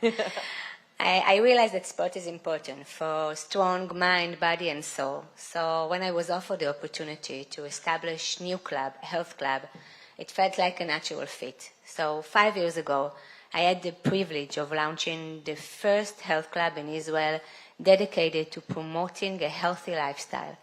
It is called the Healthy Workers Club for the Istadrut members. Maybe we have here Istadrut members. So how do you reach 1 million Istadrut members across the country? Do you have them? Oh, wow. We have fans in the audience. No, I'm just kidding. So how do you reach 1 million Istadrut members across the country? Well, we developed an app, and our app encourages users to stay active by rewarding them. Our app tracks their movements, convert them into steps, and the steps through health coins. And with those health coins, users can get a variety of benefits with no additional cost. Benefits like breakfast, books, personal training, sport equipment, and even retail vouchers. The club also offers a nutrition program, a mindfulness instructor, and even smoking cessation support. Nowadays, we have more than 400,000 members, active members in our app. Yeah, you can clap. Oh, wow. And they're improving their health life with us, and we are proud to say that these members access the application more than 6 million times every month. That's amazing, yeah.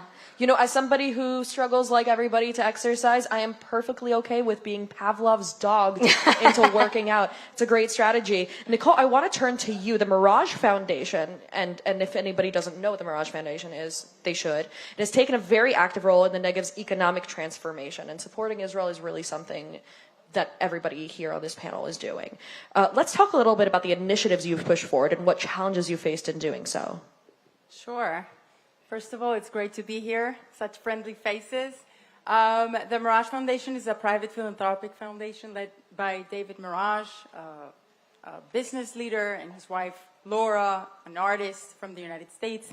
And they fell in love with the Negev about 25 years ago and said, how is it possible that the 60% of Israel's landmass has only 10% of the population?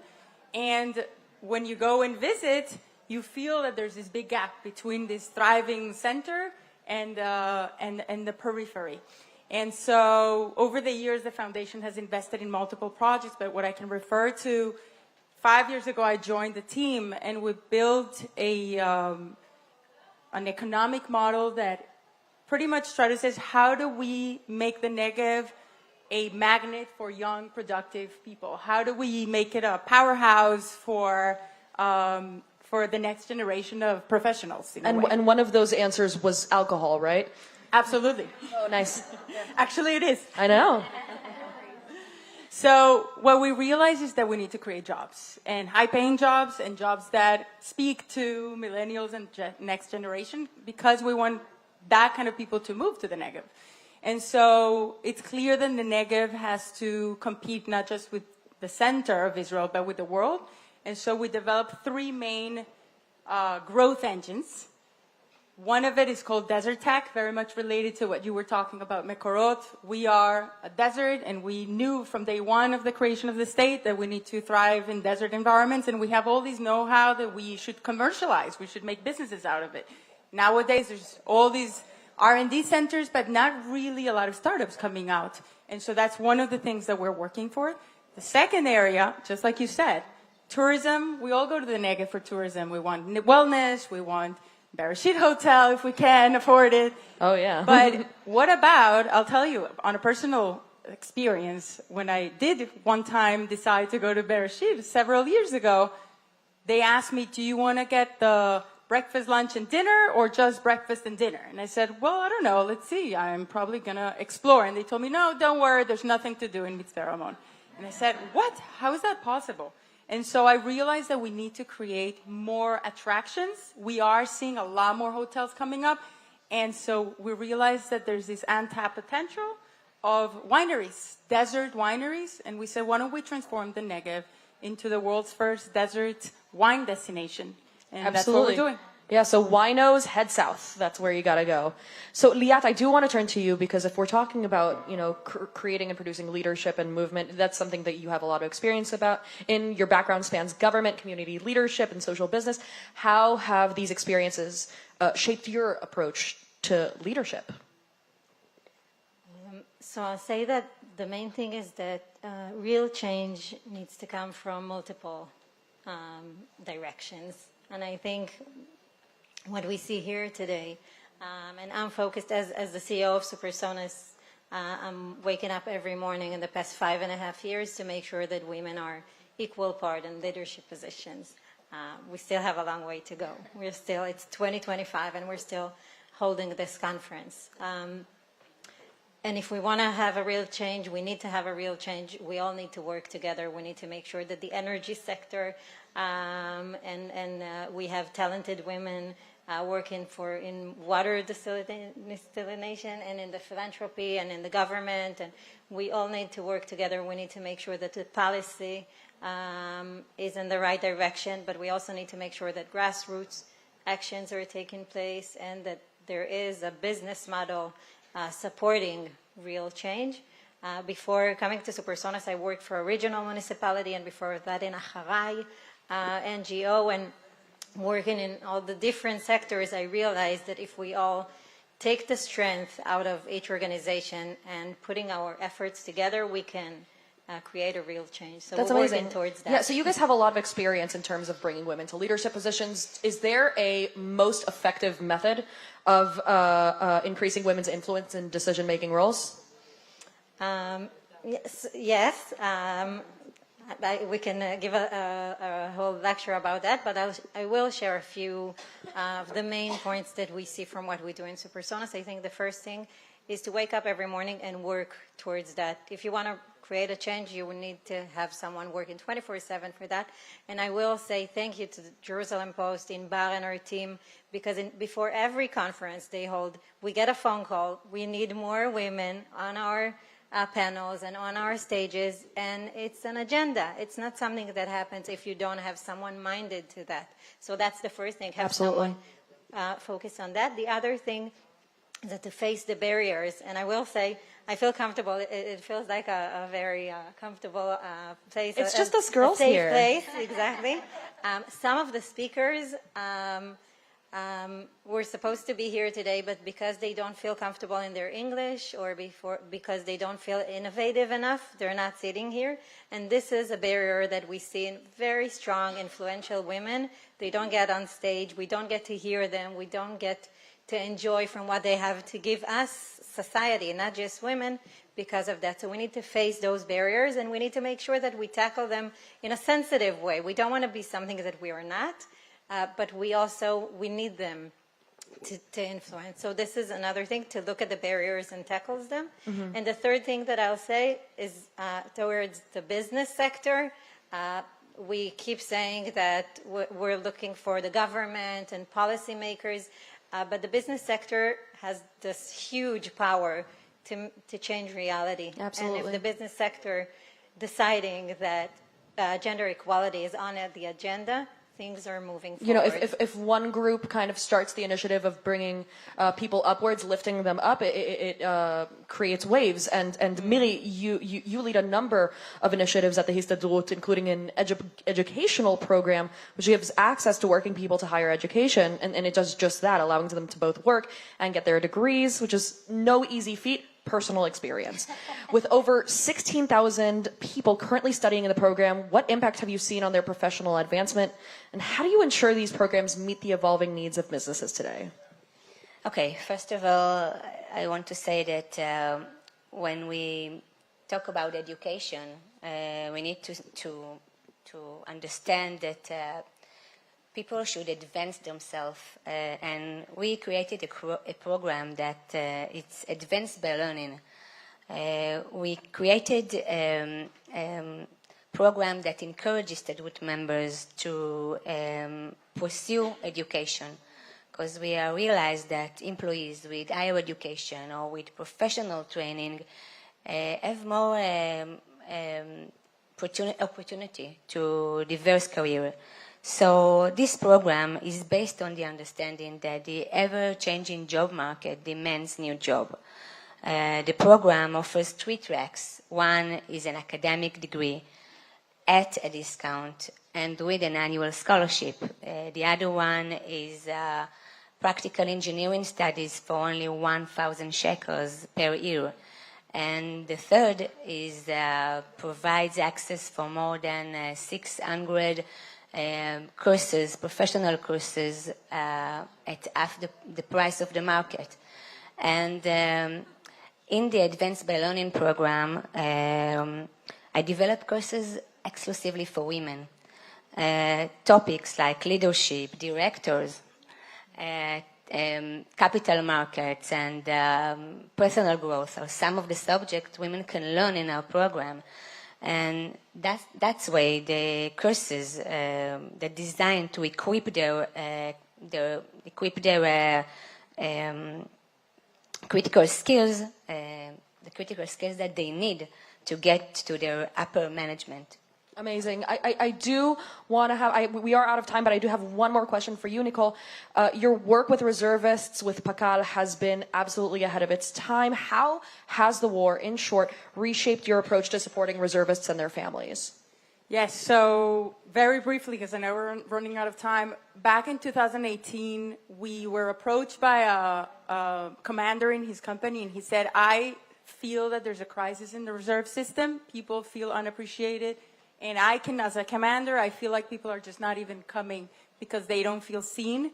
We established a program that said, why don't we turn the company of the reservists into a community? We women, we understand what that means.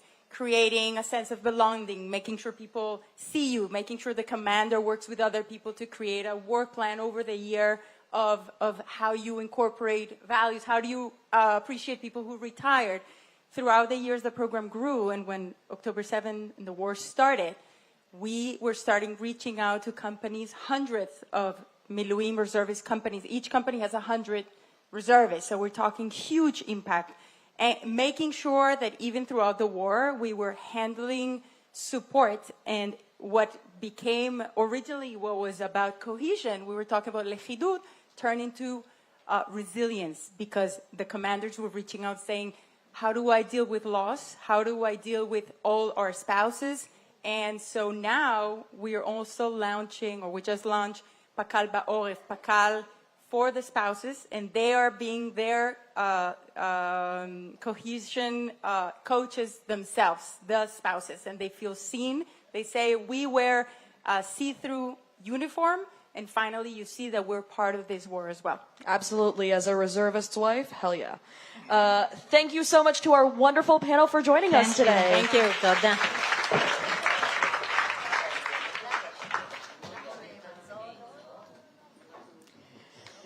Our next speaker is here to discuss the absolutely incredible medical work being advanced in Israel. I am pleased to welcome to the stage Director of the Ophthalmology Department at Beilinson and Hasharon Hospitals, Professor Irit Bachal.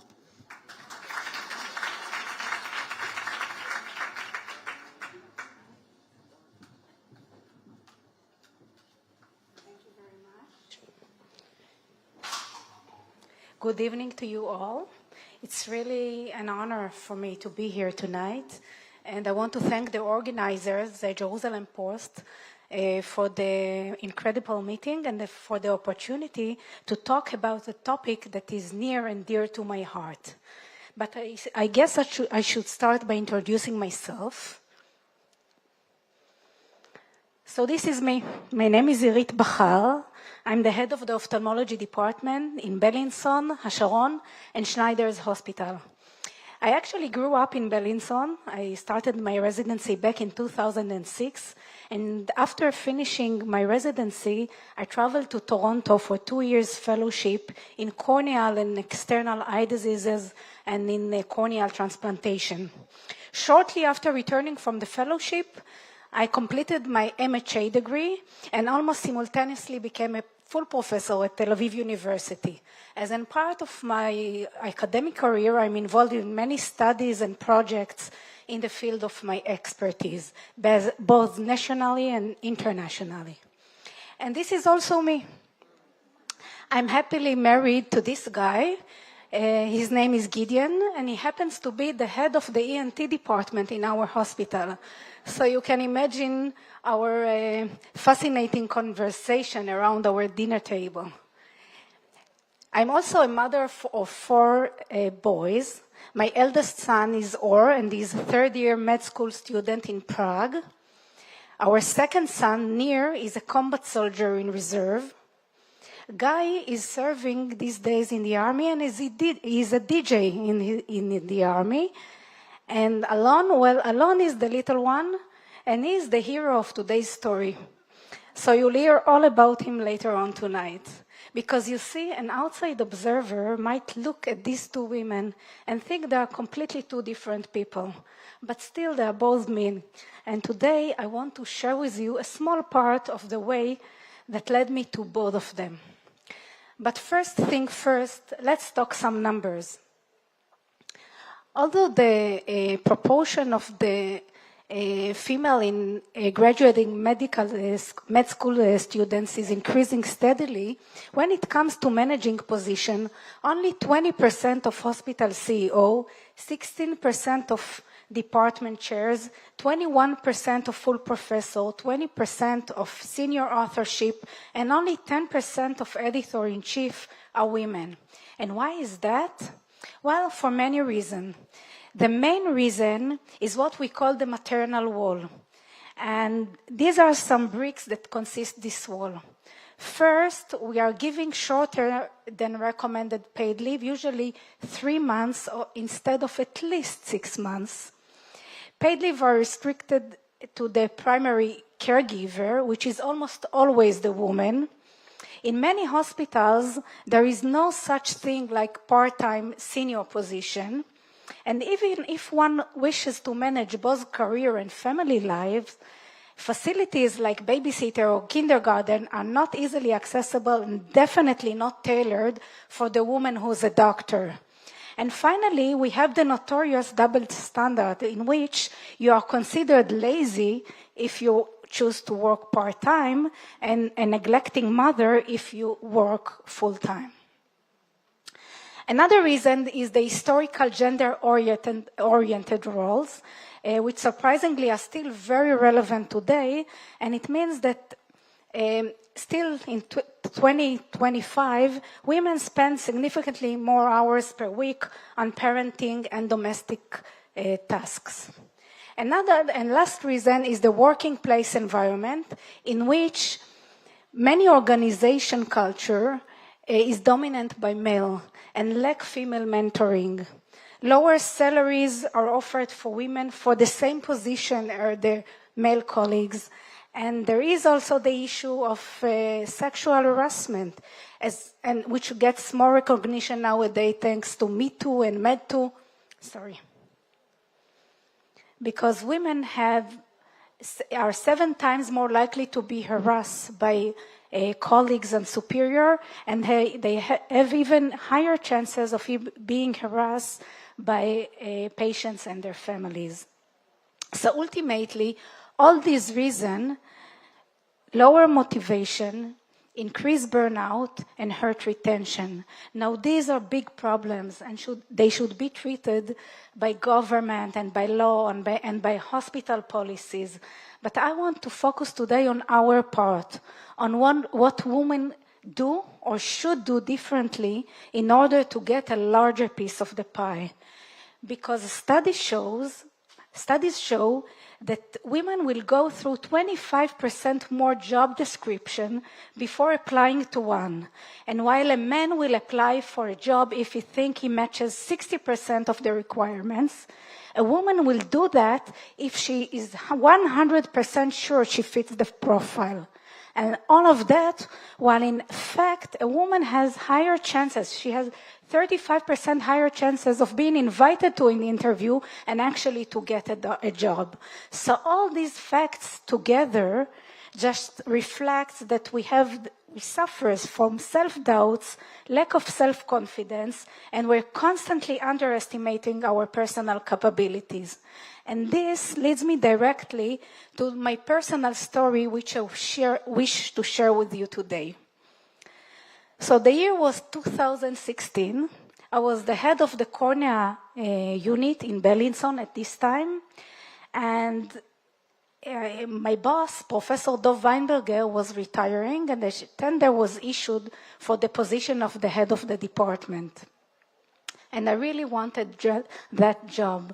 Honestly, I prepared myself my whole career up to this moment. I was working hard, I was highly appreciated, and I really filled all the requirements to actually get the position of the head of the department. And just before the deadline, the submission deadline had expired, I got this. Now, make no mistake, this was way before COVID-19 antigen test. This is an old-fashioned good pregnancy, positive pregnancy test. Now, my first reaction was that the game over. I felt that the tender, the position, the promotion are all gone. When I recall on that day, I sadly remember how even an abortion was an option. And I said sadly because I knew I was not getting any younger and I knew I wanted another baby. But just the possibility of having them both, it seemed just so big. It seemed like mission impossible. And thank God, after a couple of hours, things cleared up and I asked for an urgent meeting with the hospital CEO. I walked to his office. I'm pretty sure I looked very confident at that time. And I told him I'm pregnant. I'm pregnant and I'm willing to bear the consequences. To my surprise, he looked at me and he asked me if I think I can manage them both. And when I answered that, of course, that I'm convinced that I can, he said, as long as you deliver, why should I bother what do you do in your personal lives? As long as you deliver, why should I bother? That's Dr. Eran Halperin. That's what he said. So I looked at him at this moment and I understood that I was the one putting the glass ceiling above my own head. Well, the end of this story is a happy one. I got this little wonder, his name is Alon, and I got the job that I really wanted, and it's very... And it's very important to me to tell to you, just to emphasize today, how I feel grateful and privileged to grow within Clalit organization that really supported me as a woman from day one and didn't impose any ceiling above my head. And yet, when I sat down to make this presentation, it was important for me to try to specify what was there along my way, what helped me deliver, both at home and at work. So here are my insights. First, it takes a village. It really does. I built the widest safety net I could, babysitters, grandparents, friends, whoever could help. And I think that without the extensive support I got along my way, I couldn't fulfill my ambitions. A supportive partner, this is a critical point, really a critical one. I was lucky to have a partner who really wanted for me what he wished for himself. And we were actually equally invested in each other's career from the day we met. Work-life balance, well, it took me a while to find my own accurate balance and to juggle them both.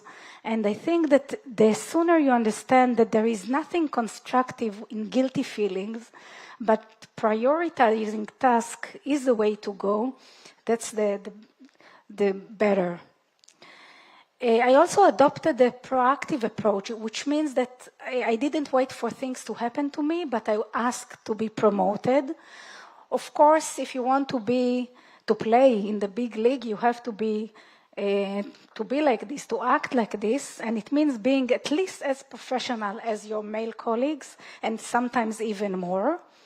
I also believe that women, we have unique advantages that we should use for our benefit, like emotional quality, like interpersonal relation, right, like attention distribution, less ego, and many other more.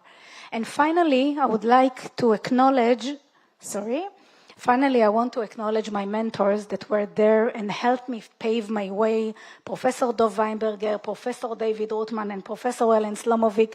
I really think that mentorship is mandatory in medicine, and I adopted this approach in the education of residents in our hospital and in my duties as in the management of the department. So I really think that we should voice out loudly our dreams, know our worth, and claim the position we deserve. Now, this could be a nice ending to this talk, but I wish to add something more for the next generation, because as it turns out that when we see a woman in a key position, we can see what we call a positive spillover or negative spillover. Positive spillover, it means being a role model, complying female need, and acting for social similarity. And negative spillover, it means that by putting a woman in this position, many organizations feel that they have done their part in the fight for equality. And sometimes we have the responsibility for not sharing and not allowing the promotion of other women around us. And this is really important. I wish I could tell you that in real life we are doing more positive than negative spillover, but the situation is not like this. And I think that we, the women in this audience, we should do whatever in our power to try to shift this trend towards the positive one. And this is really the end, and this is my last slide. I want to thank you all, and I want again to emphasize that it's not just about equality, it's about unique perspective, it's about empathy, it's about care that women bring to medicine and to the world in general. And I think that together we are not just taking a bigger slice of the pie, but we reshaping the entire recipe. So thank you very much. And we are not going to forget the hostages back in Gaza, in the tunnels, and we pray for their safe return. Thank you very much.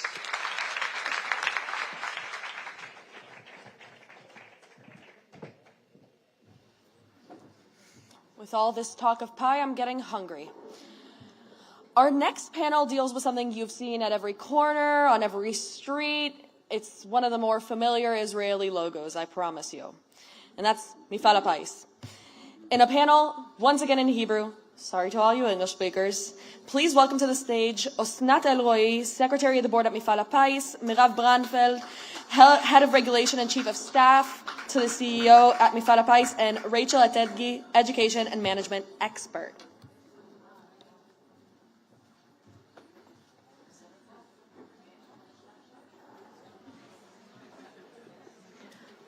אוקיי, זהו, החלפנו שפות. כן. אפשר? יופי. אוקיי. אסנת, אני רוצה להתחיל איתך. את צמחת והתקדמת מהעולם הפוליטי עוד לפני שהגעת למפעל הפיס, אבל הפוליטיקה לא עזבה אותך. את מרכזת דירקטוריון שרובו גברי, עם גברים שכולם ראשי ערים ויישובים מכל הארץ. איך הרקע שלך בכנסת תורם לדעתך בעבודה שלך היום, ואיך זה מתבטא? אז קודם כל אני לא רוצה לקטור לעצמי כתרים שאין לי, אני לא באה מהעולם הפוליטי, אני באה מעבודה ממשלתית. סליחה, יש התפקידי האחרון הייתי סמנכ"לית מטה הדיור במשרד האוצר. לפני כן הייתי ראש המטה של שר החינוך ושר הפנים, וזה רחוק מעבודת הכנסת, ממשלה זה ממשלה, הכנסת זה כנסת, וגם לא התמודדתי לאף תפקיד, מקסימום למכרז, ונבחר ציבור, זה, דוברת הייתה פה מקודם, זה קשה להיבחר, קשה להתמודד, בטח בתור אישה. אני ראיתי את זה מהצד של הפקידות, כי אני הייתי שם, וכן, היום אני במפעל הפיס כבר קרוב ל7 שנים. זו חברה, אני אגיד כמה מילים על החברה, זו חברה של הרשויות המקומיות, בבעלות הרשויות המקומיות. בדירקטוריון אמורים לשבת 13 חברים, יושבים 8, יושבים 11, יושבים 8 ראשי רשויות, כולם גברים. המדינה ממנה 5 חברי דירקטוריון, ועל אף שאנחנו לא חברה ממשלתית, בתקנון נכנסנו גם בתיקון עכשיו שהעברנו לשר המשפטים לחתימתו, שהדירקטורים החיצוניים יהיו נשים, ויושבת איתנו פה רחל הטאג'י, היא הייתה דירקטורית מטעם שר הפנים לפני כמה שנים, היא הייתה חברת דירקטוריון מצוינת, ויחד איתי היינו הקול הנשי היחיד בשולחן. אגב, זה לא מכוון, כי התקנון של החברה קובע בעצם איך מאיישים את הדירקטוריון. זה יו"ר מרכז שלטון מקומי, יו"ר מרכז שלטון אזורי, 3 ראשי הרשויות הגדולות, בעצם הייתה גם את עינת קליש בפעם הקודמת, ועוד 3 חברי ראשי רשויות, ובסוף זה נבחרי ציבור. אז אם הם נבחרים והם גברים, אז אין לנו דרך בעצם להביא נשים לדירקטוריון.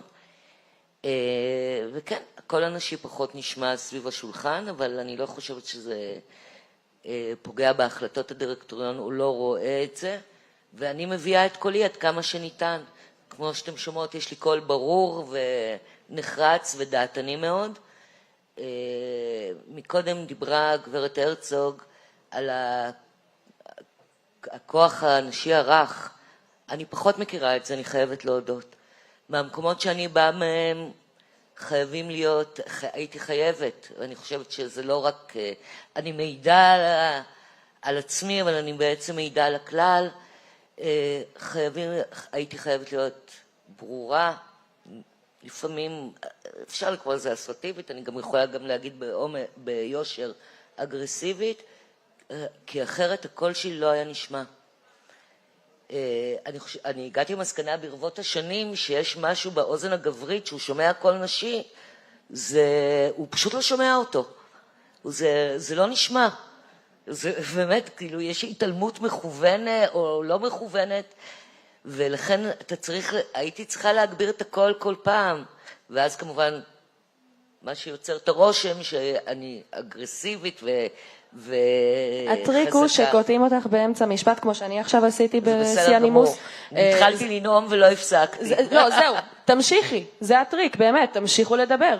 מנסים לקטוע, להמשיך. אבל הנה, אני מתורגלת שמפסיקים אותי ועושים לפעמים או פשוט ממשיכים לדבר על הדברים שאני מדברת, שאני אומרת, או לפעמים שומעים אותי ולוקחים את הרעיון ואומרים את זה בקול הגברי, וזה נשמע הרבה יותר טוב. וכן, אלה התמודדויות. אני לא אומרת שהסביבה לא התקדמתי, לא העריכו, לא עשיתי, אבל זה לא קל. כן, זה לא קל בכלל, זה צריך להילחם במשהו נוצרה כבר מסגרת קשה, ודיברת באמת על הכוח, למי שמכיר פילוסופיה פוליטית, הכוח הנשי, ה-soft power, זה בא מטרמינולוגיה של soft power, hard power, והאחרון זה intelligent power, שזה באמת שבמקרה של נשים זה אומר שצריך נשים, לנשים יש משהו שהם בהכרח צריך בחברות, ביכולות, ובנושא הזה אני רוצה באמת לפנות אלייך רחל, כי את אישה קרייריסטית, חרדית. זה לא פשוט וזה לא קל, את פורצת דרך ומצליחה. ספרי לנו ותכניסי אותנו קצת לעולם שלך. אוקיי, אוקיי, ערב טוב, אני ראשית מודה על המעמד הזה שהזמנתם אותי. אני באמת רואה שאת הנופך שלי היחידה פה חרדית. אומנם התחלתי את הצעדים שלי, היותי בת 21. ילדונת צעירה סקרנית, אוקיי, סקרנית. פרצתי כל אפשרות לחקור כל מגזר שהוא, וזהו, זה היה המוטיב שלי. גם כשניסיתי לבעלי ואמרתי לו, תשמע, הדבר היחיד שאני יכולה להגיד לך, אני פורצת דרך. אני חייבת להיות במעגלים של ציבור, אצלי אין מחיצות ואין מגדרים. אני, כמו שאתם רואות את חברותיי, את אסנת ואת מירב, היותי דירקטורית במפעל הפיס, מראשי הערים, וואו. שמוניתי באותו יום, אמרתי, וואי, איפה אני יושבת? מול מי אני יושבת שם, מראשי הערים, זה אולי קצת גדול עליי. אמרתי, לא, אני קלפטה לא קטנה, אני רוצה ללמוד, אני רוצה לקחת משהו ולראות איך אני באמת מייצגת את הקול הנשי, ולהביא את הפן הזה של המגזר החרדי. אני חושבת שעשיתי את זה ביד רמה, תעיד על זה גם מירב. אני אתחיל קצת מהחלק שניסיתי, אני אם ל5 ילדים נשואים, יש לי נכד בן 17, נכדה בת שנה. אז שאלו אותי איך את עושה את זה ביחד, כאילו איך אפשר לעשות את הפעולות המדהימות האלה לציבור, ובאמת המוטו שלי היה לתת לחברה הישראלית בלי מחיצות. חרדית, אבל אני בכל מקום הצלחתי להגיע. קודם התחלתי את העבודה שלי, אני מנהלת תחום מעונות יום בהיקף ארצי, מקריית שמונה ועד אילת. אני נהגת בלעדית, אני לא רוצה נהג, אני נוסעת לבד את כל הדרכים האלה, ותשאלו אותי למה. כי אני בן אדם מאוד אנושי וקשוב לציבור, והאוטו שלי זה המשרד שלי, ואני שומעת המון שיחות אישיות. ולא הייתי רוצה שאף בן אדם או נהג שישמע שיחות שאנשים שמים את החיים שלהם אצלי. אני מתעסקת עם גיל רך שזה 3 חודשים ועד גיל 3, זה בעצם הבייסיק, זה הדור העתיד שלנו. ומעבר לזה, המעגלים הרחיבו אצלי אפיקים מדהימים. אנחנו נותנים שירותים אילת, שזה מגזר כללי. אני מגיעה לעמק המעיינות, שזה מגזר יותר קיבוצי. ואני מגיעה לאזור של קריית שמונה, למקומות יותר סוציו-אקונומי נמוך. וגם באזור תל אביב, האזור הסוציו-אקונומי גבוה. אז בעצם אני מסתכלת על הבלנס, איך אפשר לעזור לכל אחד, ולא משנה מי אתה, ומאיפה אתה מייצג, ומה אתה מביא לעולם שלך. התפקיד שלי הוא לתת מענים לכל אפשרות שאני יכול לתת. וזה באמת חלק מהעשייה שלכם כאן במפעל הפיס. אני רוצה להפנות אלייך, מירב, כי את מנהלת את תחום ההתמכרות, מרכזת את הנושא של משחקים באחריות, בין אם זה טיפול ובין אם זה מניעה, במפעל הפיס. זה יכול קצת להפתיע אנשים לשמוע שיש דווקא בארגון שעוסק בין השאר בהימורים, שיש בכלל אגף כזה. תספרי קצת מה אתם עושים בעצם. אז קודם כל תודה, ואני גאה להיות פה וגאה לשבת פה בפאנל הזה עם חברותיי.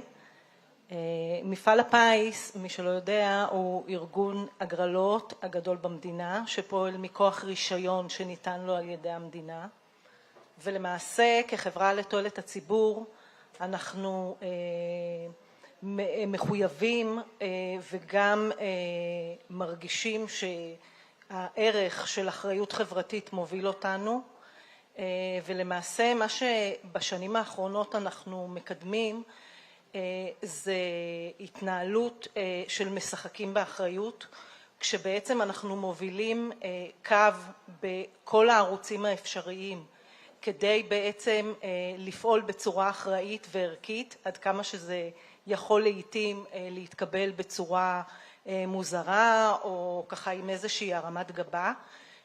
אנחנו מובילים את התחום הזה של התמכרויות ביחד עם הרבה מאוד שותפים, גם במגזר הממשלתי, אם זה משרד הרווחה, משרד הבריאות, וגם עם הרבה מאוד גופים ועמותות שפעילות בתחום הזה, כדי לקדם את הנושא הזה, כי הבנו שבעצם יש צורך מאוד מאוד גדול לפעילות בתחום שלא זוכה, לא למשאבים ולא לתשומת לב הראויה לו, בטח ובטח לאור האירועים שקרו לנו במלחמה. ובעצם בפעילות שלנו אנחנו מקדמים גם את התחום הזה על ידי יצירת הרבה מאוד פעילויות, כמו הקמת מרכז לאומי להתמכרויות ביחד עם שותפים, גם עיריית ירושלים, גם הדסה, גם האוניברסיטה העברית, ועוד מרכזים שונים שנותנים מענים בתחום הזה, גם בהעלאת המודעות על ידי יצירת קמפיינים ופעילויות כדי שיהיה שיח, לא תמיד אנחנו בפרונט אבל כן מעוררים שיח בתחום הזה, וגם על ידי מחקרים אקדמיים שאנחנו תומכים בהם, ואני חושבת שאחד הדברים החשובים זה לתמוך בהכשרה של אנשי מקצוע, שגם אנחנו רואים שהתחום הזה בעצם לוקה בחסר, ובעצם אנחנו דרך זה מנסים להשפיע ולקדם גם בעולמות שלנו, דרך עולם המחירות שלנו, מחירה אחראית ומתונה, כשמה שמוביל אותנו זה בעצם מחירה להרבה אנשים אבל במעט כסף, בצורה מידתית, וגם לתת מענים בחברה איפה שאנחנו מזהים חוסרים בתחום הזה. אז באמת, אם אנחנו מדברים על חוסרים, תעשיית המשחקים וההגרלות נתפסת לעתים קרובות כנשלטת על ידי גברים. האם שמת לב ליתרונות או אתגרים ייחודיים כנשים בתוך המרחב הזה? אז כן, קודם כל הסביבה היא מאתגרת, ולעיתים היא גם יכולה להיות צינית כלפינו אנשים וכלפי מה שאנחנו מביאות, אבל אני חושבת שכל מה ששמענו פה הערב, ואנשים שבעצם דיברו כל כך יפה והציגו את הדרך שהן פועלות, אני חושבת שזה מה שאנחנו מביאות, ובסופו של דבר על ידי עבודה מקצועית, גם עם השכל, גם עם המקצועיות וגם עם הרגש, אני חושבת שאנחנו מצליחות להביא שינוי ולקדם דברים בצורה ראויה וחשובה, ובאמת לייצר שינוי. ואני יכולה להגיד שלפחות מהצד שלי, הפעילות היא באמת לאורך שנים, ואני חושבת שמה שבסוף מראה את ההצלחה זה זה שבסוף היום הרבה מאוד שותפים לה ושותפות לה, ולוקחים בזה חלק, וזה כבר לא רק שלי, זה של כולן וכולם, ומה שבאמת בהתחלה נתפס כככה הרמת גבה, בעיקר על ידי אולי גברים, היום הם שותפים ומעריכים, ובעצם שותפים לכל הפעילות הזאת. מדהים. אז אני רוצה לפנות אלייך, אסנת. מה אתם עושים במפעל הפיס בכל נושא של פיתוח יזמות ומנהיגות צעירות חדשות? אז קודם כל טוב שמירב דיברה על החלק המשמעותי של החברה ומהות הרווחים שלנו, וזה המשחקים. אבל לצד זה, המשחקים, ההימורים, אבל לצד זה יש לנו פעילות ענפה של להחזיר לקהילה. כמו שציינתי בתחילת דבריי, אנחנו חברה של הרשויות המקומיות. ובסוף אנחנו מחזירים את כל הרווחים שלנו אל הרשויות המקומיות. 50% הולך למדינה לטובת בניית כיתות, ו50% עובר לרשויות המקומיות. לפעילות חברתית ענפה משמעותית שאנחנו מכוונים אליה. דיברו מקודם על איך אפשר לעודד נשים להגיע למקצועות ההייטק, זה הוזכר מקודם, אנחנו מממנים תוכנית שנקראת קשרים, שפועלת מכיתות ז' עד י', וזה לעודד נוער להגיע למקצועות ההייטק, ואולי גם ל8200 על הדרך,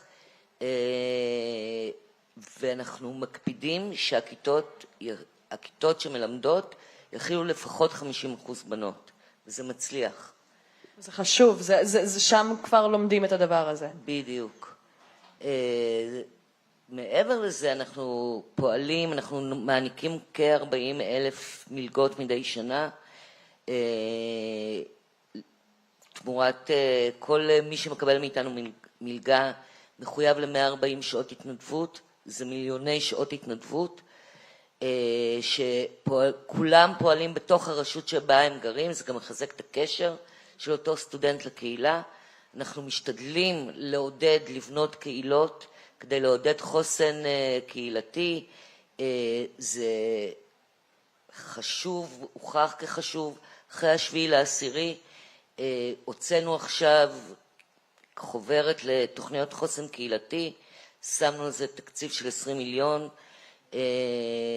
ואנחנו ממשיכים ופועלים כשבראש ובראשונה הפריפריה מול עינינו, וכלל הרשויות. זה חברה, בניגוד למדינה אנחנו באמת רואים את כלל הרשויות ולא רק מגזר זה או אחר.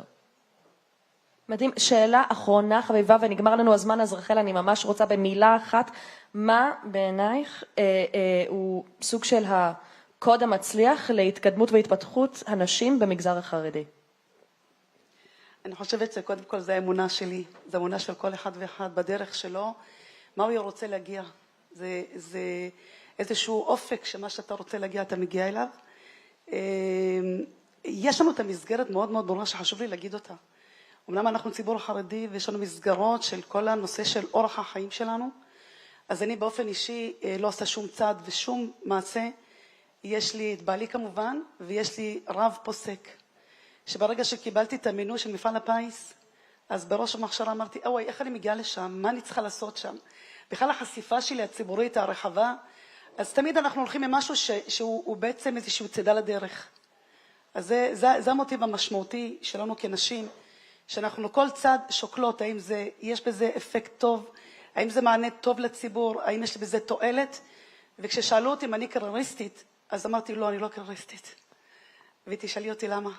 למה? אני לא שם. אני במקום שנותנת שליחות לציבור, ואני בדעה לעשות את כולנו חברה ישראלית אחת. זה מאוד חשוב. ממש. מאוד חשוב, כל הכבוד. תודה רבה לכם.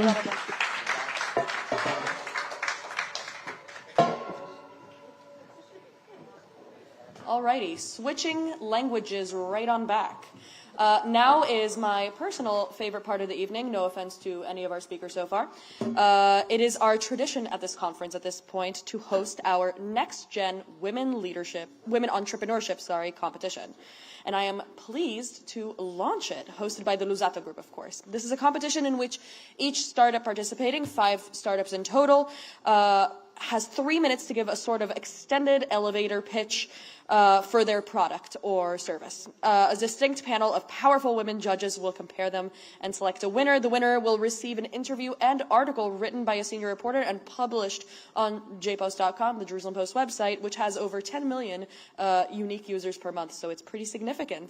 Our incredible panel of judges, I have to say hello to, include Dr. Adina Cohen from the Luzzatto Group. Yes, go ahead. Dr. Esther Luzzatto, CEO of the Luzzatto Group. And Mirav Davidson, who we saw earlier on this stage, Vice President and Head of Industry AI at Microsoft. Give them a round of applause. So with that, it's time to welcome our first competitor. And I warn you, competitors, I am a harsh keeper of the times, so don't go over. I am pleased to welcome Ronja Rubinstein with Endospot.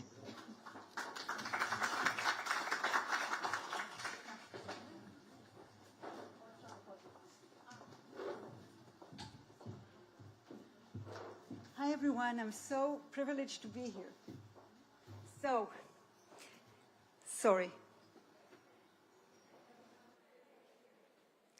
7 a.m. Everyone is getting ready for school and work, except for my daughter. She's in bed. I'm in pain. I have my period. I can't move. My daughter isn't over-dramatizing pain, and she's not just having a tough period. She has endometriosis. Endometriosis is when cells very similar to those lining the uterus form lesions outside the uterus. Each month, they react to the hormonal cycle. They fill with blood and shed outside the uterus, where they don't belong. The result is inflammation, excruciating pain, organ damage, and infertility. So whether you realize it or not, all of you know women with endometriosis, because 1 in 10 women suffer from endometriosis. The pain is unbearable, and it shatters the quality of life. Women miss out school, university, work, jobs. They miss out on their dreams. And the financial burden is staggering, $120 billion in lost productivity and healthcare expenditure.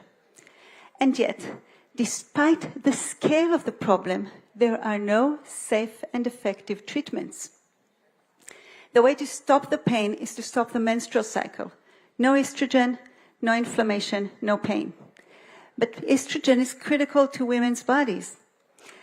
Therapies that suppress all the estrogen in our body trigger menopause-like symptoms. That's not a solution, it's a tragedy. It's a trade-off no woman should have to make. But what if we can only silence the lesions without affecting the rest of the body? This is exactly what we are doing at Endospot. Our patent-pending technology is a sustained-release drug delivery system that targets only the lesions. With a simple local administration of a very low but effective dose, we shut down the endometriosis lesions without side effects. Our lab results show that our product stays where we put it, it doesn't spread, and it releases as designed. We are expanding our studies now to validate the technologies, and will later move on to clinical trials. So I am Ronja Rubinstein. I'm the CEO of Endospot, and together with my co-founders, Dr. Doron Friedman, Dr. Salit Saban, and Yaron Breitman, we combined cutting-edge expertise in drug delivery, deep insights in biology, and proven business expertise. We are builders. We know how to take this from concept validation to the market and beyond.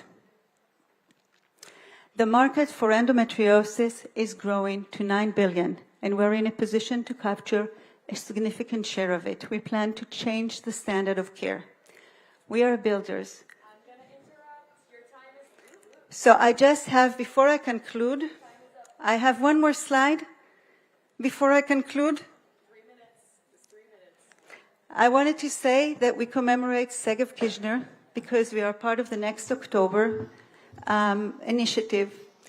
Segev was murdered in 7 October in the Nova Festival, and 7 October is the Zionist response. We build a startup for every person who is fallen, so we commemorate Segev Kishner. Together we stand, and together we build. Sorry. All right, next up, I'm going to stare at my producers. Alrighty, next up as our next speaker, you may have seen her as a prominent figure in international modern media, but today our next speaker is saving lives in our wonderful country. To be interviewed by Sarah Ben-Nun again, please welcome to the stage Magen David Adom paramedic and founder of Tribu NGO, making harnesses accessible to the community in Israel, Michaela Berko.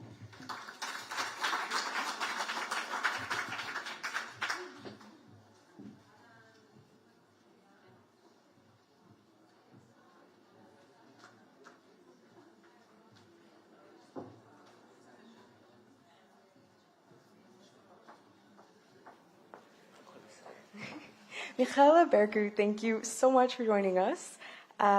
You have a successful modeling career. What transitioned you from that to volunteering at Magen David Adom? So hi, good evening. Nice to meet you. It's true, I've been a model many years ago. Actually, I just celebrated 55 years old. Happy birthday. Thank you. I brought here my mother with me. So since I was a model, my mother is always with me. And I'm more years not a model than a model, but model will be always a part of my DNA, right? After my modeling career, I became a drama therapist. I have a master's in drama therapy. And my kids will always tell you that I actually love doctors, and that's the only reason I went to volunteer in MADA. So as a volunteer paramedic, what kind of experiences really stand out for you out of all that? So I want to say that MADA is like a microcosmos of all the society in Israel. We have all the kinds of people from all the religions, from all over the country in one ambulance with one mission, just to do something that we love and to help people. Sometimes it's really life savings, and sometimes it's TLC. If we speak about life savings, I really recommend everybody here. Even though you're very, very busy, I know just to do the simplest course of MADA, of saving life. They have courses of few hours, Believe me and trust me, it really helps and changes lives. In that course, you study also how to use the defibrillator, which is very, very simple to use, and you can always call Mada, and they will tell you, really, it changes lives. If you have defibrillators in your neighborhood, if not, you should have. I really recommend, because we saw it on the field. Get one. So in terms of MADA, it's a volunteer basis, right? So I love volunteering. I always say that volunteering, in my mind, it's something very egoistic, because the satisfaction that I receive from doing good, I can't even explain it, not in words, not in time. And there was recently done a research with people who were depressive. They gave them they told them just to put 1 cent aside. And after 3 months, this cents were donated. And they actually saw in this research how the people, after doing something good, what happened to their wellness and to their happiness. Like it jumped. And I'm sorry about my English. It's not so good. Sorry. You're doing great. So you're not you completed MADA's paramedics course. Yes, I loved it. It was very challenging. I was running after everybody there, and everybody was teaching me Zooms at 6 o'clock in the morning. And I would call my mother. I tell her, what happened? My mind is not the same. Well, I'm not the remembrance. I'm 55. It's not the same when I was young, right? So you touched on the role of volunteering a bit. I want to ask how it is perceived to you. How do you kind of picture it in your mind? Picture the volunteering? Yeah, like when you think about volunteering, what are the words that come to mind? As I said, when I think about volunteering, I think it's doing good for your own soul. I think it's the best therapy. I remember during the corona, right, we couldn't go out of the houses. But we could do a few things, especially for the elderly, like bringing them food. And I told my friends who are a little bit more depressed, let's do something good. And it's unbelievable what it does for your soul, for your satisfaction. I know that not everybody can go and volunteer in MADA because they're scared of blood. But for example, MADA needs, my daughter, for example, I really want her to become a doctor, but she doesn't want. Classic. What can I do? She's so smart. And I asked her, I said, please do me a favor. I'll do everything. I'll do babysitter for you. She said, Mommy, no. But she went and with her friends, and they donated blood. Now, especially now in the war zone, the timing that we have, we really need each and one of you. If you can, please, we really need this blood. And you can see it in MADA Web. You can see where you can donate, on which days. Please, if you can do it, please, it will help a lot. Those donation trucks are everywhere. You founded Tribu, so tell us about it a bit. About 8 years ago, me and my husband, we decided to do something good for society with the believing that doing good is, first of all, doing good for yourselves. And we really, with the believing that if each one of us would give 2 hours a month to society, what a great change it would do. So we founded Tribu. Tribu is our philanthropy. Actually, what we do with Tribu, we build the strategy for companies to go out and volunteer. So we come to a company, for example, last week, before we restarted the war again, I was with my mother in the north. I had 3 groups of companies that we took to kibbutzim in the south.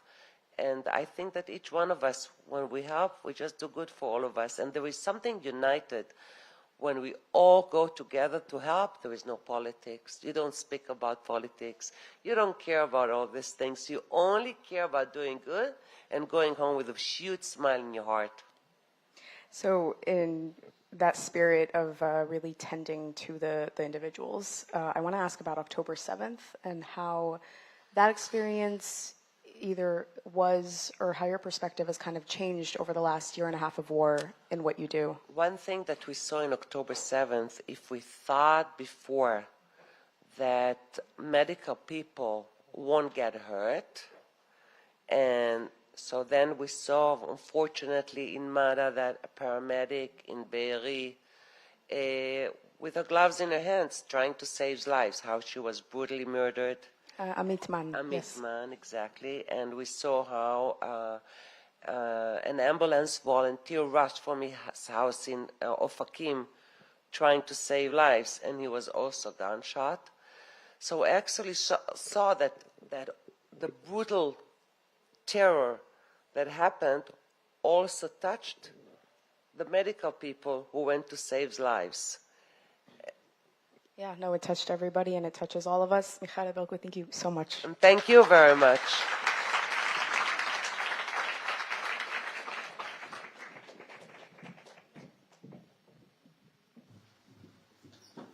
I can say beyond a doubt that for those who are afraid of blood, you can still donate. Just look away. You know, I'm kind of the person that's like, the second I see blood, I still donate regularly. Our next person on the stage is the next startup to compete in our competition. That's number 2 of 5. A reminder, it's 3 minutes per person, no second more. So next up, please welcome Maya Lebeau with And You Start.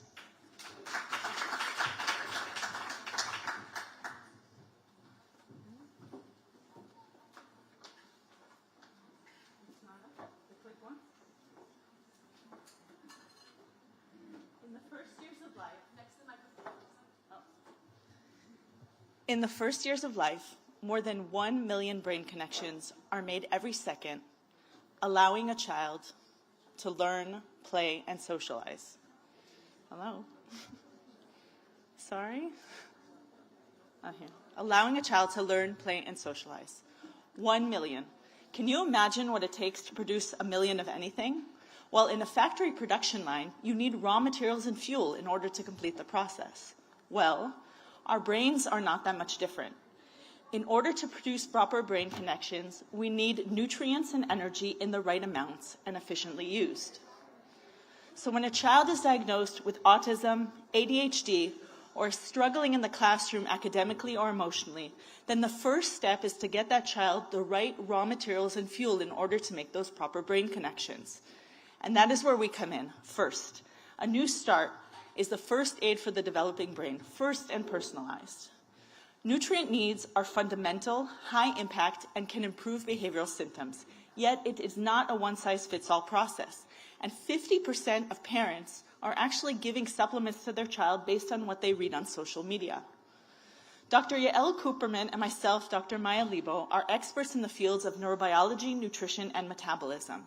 And we have developed an AI-driven algorithm based on our clinical database that matches the right building blocks to a child's unique physiology.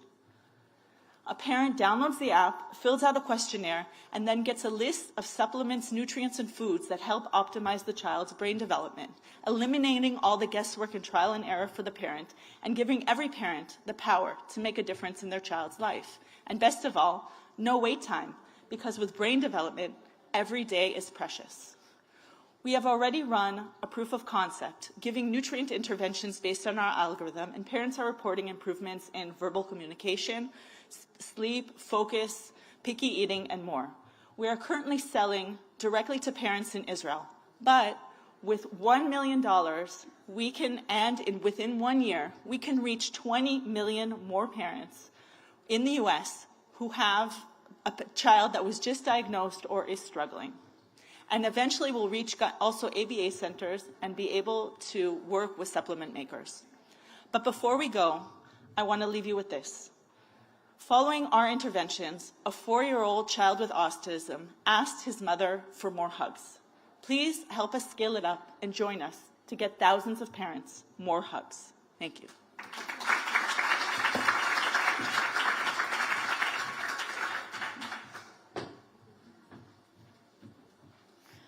All right. That's very interesting medically. We've talked a lot about the nitty-gritty of business, but something vital to that at its core is entrepreneurship.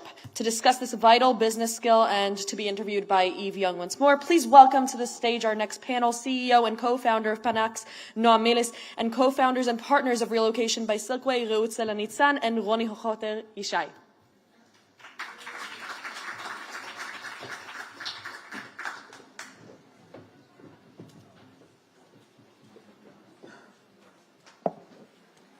So Noam, I'd love to start with you. Can you tell us what Panex is, what it does, and why you founded it? Sure.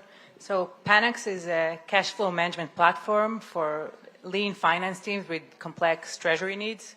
So essentially, we work with finance teams in mid-size and large companies to help them gain control over their global cash flow footprint, all their liquidity, and make better decisions, be in control, and manage risks.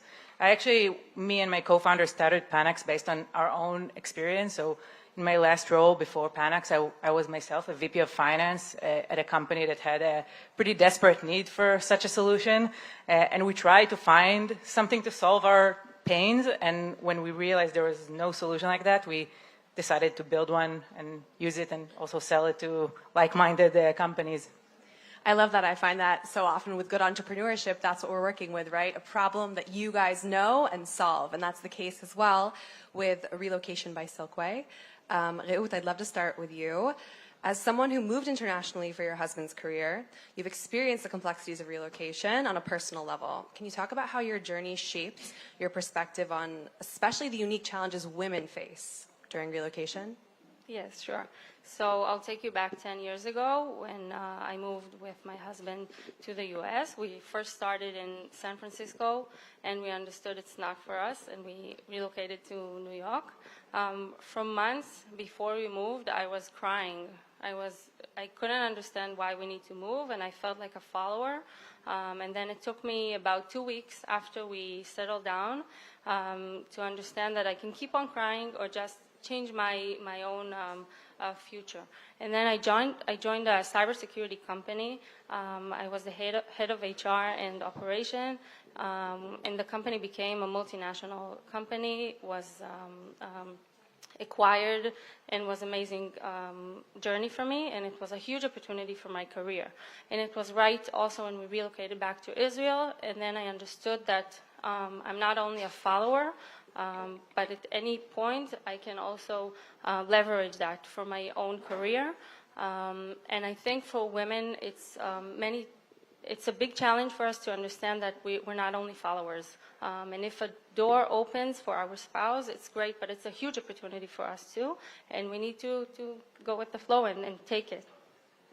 Ronnie, so I'd love to get kind of a similar perspective from you, but I also want to touch on your experience in banking and corporate relocation, because your personal experience is relevant, but your business experience also contributed. So tell me about that.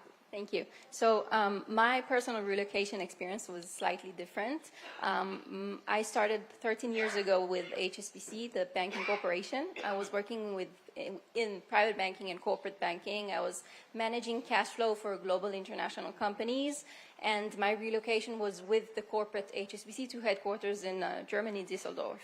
And I was relocating alone by myself. When moving with the corporate, they only give you like the working permit, and you should do you. So I had to find my own apartment, my own doctor's clinic, my own gym, my own pedicure. So you need to do everything by yourself. So the implementation is very difficult. I felt alone and by myself. Then I moved back to Israel. I transferred to Julius Baer, which is a Swiss banking wealth management. And I was managing private families' wealth. And most of them are Jewish, and they eventually did Aliyah. So they were asking me about where should we live, where should we go for education, and you would assume that people coming back and forth to Israel for travel, work, pleasure, Rosh Hashanah, Pesach would know where they want to live. However, when you're moving with a family, it's slightly different. So I was giving contact for immigration lawyers and schools and whatnot, and at that point I was pregnant with my 4th child, and by the way, Ruth has 3. And so I understand I needed some more flexibility on my day-to-day life. Surprisingly, Ruth felt the same, and that's how Relocation by Silkway was established, because we understood that no one is the same, and each family has its own specific needs, and it's not a one product fits all. I'd love for us to get deeper into kind of how your personal experiences have impacted your business decisions and your entrepreneurship. So Noam, I would love for you to fill us in on how your experience as an Olympic athlete contributes to your Olympic athlete, guys. Did you hear? She's an Olympic athlete. So tell us how that contributed kind of to your entrepreneurship. Sure. So yeah, so even when you say the word Olympic athlete, everyone thinks about winning and medals, but I think actually the flip side of that is what helped me. Actually learning to fail and deal with failure and learning from these failures. As an athlete, you confront it on a daily basis. Every match you either win or you lose, and hopefully you win more than you lose, but everyone loses and everyone fails, and I think the ability to learn from it, adapt, and keep going is something that I see a direct parallel to entrepreneurship, to basically you fail on a daily basis. You try to do something that's innovative, that no one has done before, and the road to winning in that is also to fail and to learn from these failures. So that's what I think I learned a lot from that process. Do you have a good example maybe of like either a business or an Olympic failure that like really sticks out for you as a moment that taught you a lot? I mean, I think every competition that you lose is similar to, I still today, right, we're selling the product, but sometimes we lose deals, right? So you jump on calls and you realize that this is not the right solution, and the understanding of the same way like with the fencing, like why did you lose? What happened? What can I do better to improve? So why did this customer didn't want our solution is something that, I try to also work with our team to always learn from it and keep going and improving. So this is kind of for everyone, but let's start with Reut. So I would love to know what advice you have for other women entrepreneurs. We know that it can be a tough field out there for women. We know women get a lot less funding, VC funding than men. How do women make it in the wide world of startups?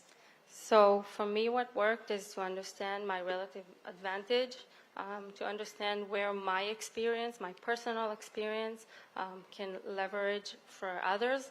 For me, I understood that if I have experience abroad and in Israel, then I know better than others about the competition and how to move and the complexity of relocation.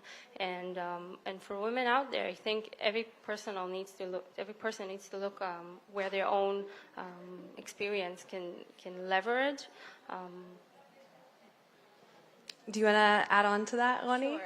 Sure. I think, use the cliche that men plan for tomorrow, but we women, we plan for the future. So, and that's the basics of relocation with Silkway, because I would say that sometimes people think of only the day of the travel and maybe the flight itself and maybe the only day after, but we as women, I think we think of the next year and where would our children and our family and our career will be then, and how we can set up a very good foundation to have that set up for us for our new life. It's not just a plane. It's not just finding the right house. It's more than that.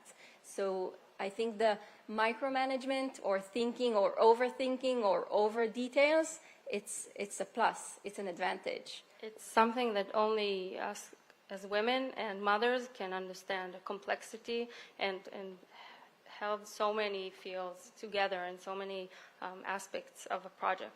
I love that emphasis as something that we kind of think is typically being a female trait as being such an important one for entrepreneurship. I think we don't often hear that. We often hear how women should act more like men to be successful. So I love that you're highlighting that. Noam, can you close us out with your tip for women entrepreneurs? Sure. I think it's a combination of my two previous answers, right? So the first thing is not to be afraid of failure. Actually, if anyone who wants to be an entrepreneur needs to kind of embrace failure and continue going. And I think for women, it's especially difficult to say.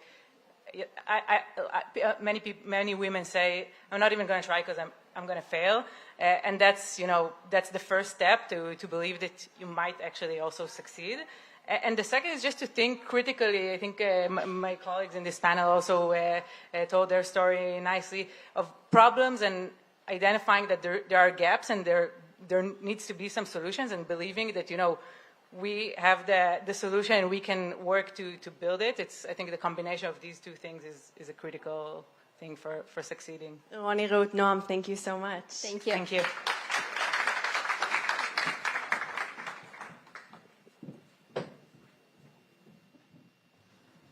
Super cool advancements, you guys. Very, very cool technologies.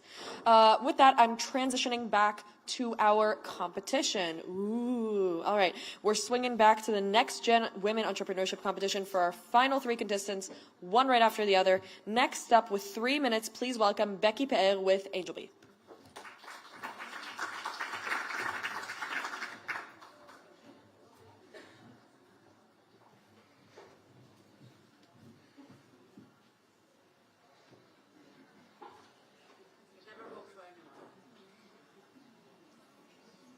Wait. What? Ah, okay.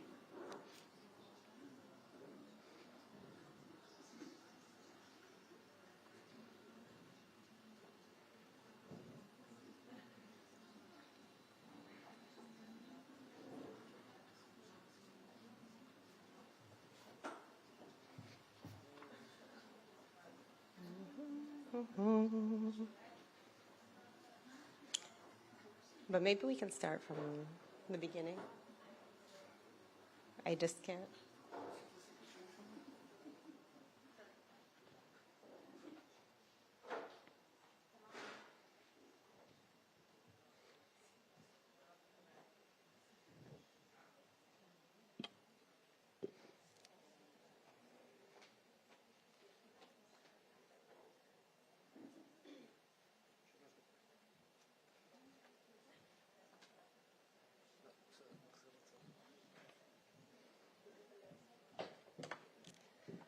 Alrighty, in the meantime, while we're dealing with this technical difficulty, we'll switch on to our next speech, and then we'll come back to you in just a moment. I apologize for the slight technical difficulties. We'll get back to this immediately. In the meantime, we're going to transition to our last full onstage. Yeah! Woo! Impressive. Flexibility is super important in an early stage startup. Anyway, we're going to switch to our last interviewee today before we come back to the competition. So that we're going to have a little break after the next entrepreneurs for the judges to deliberate. But for now, I am very pleased to welcome to the stage our final speaker in an interview, the ever-talented celebrity status matchmaker and host of Jewish Matchmaking on Netflix, Aliza Ben Shalom, with Sarah Benud.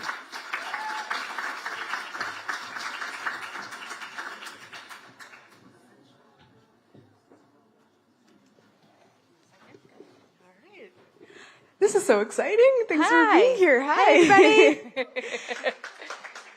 everybody. So you obviously are a household name with Jewish Matchmaking, and before I prod about the next season, I won't. I want to ask your journey with it, but specifically the entrepreneurial angle of it.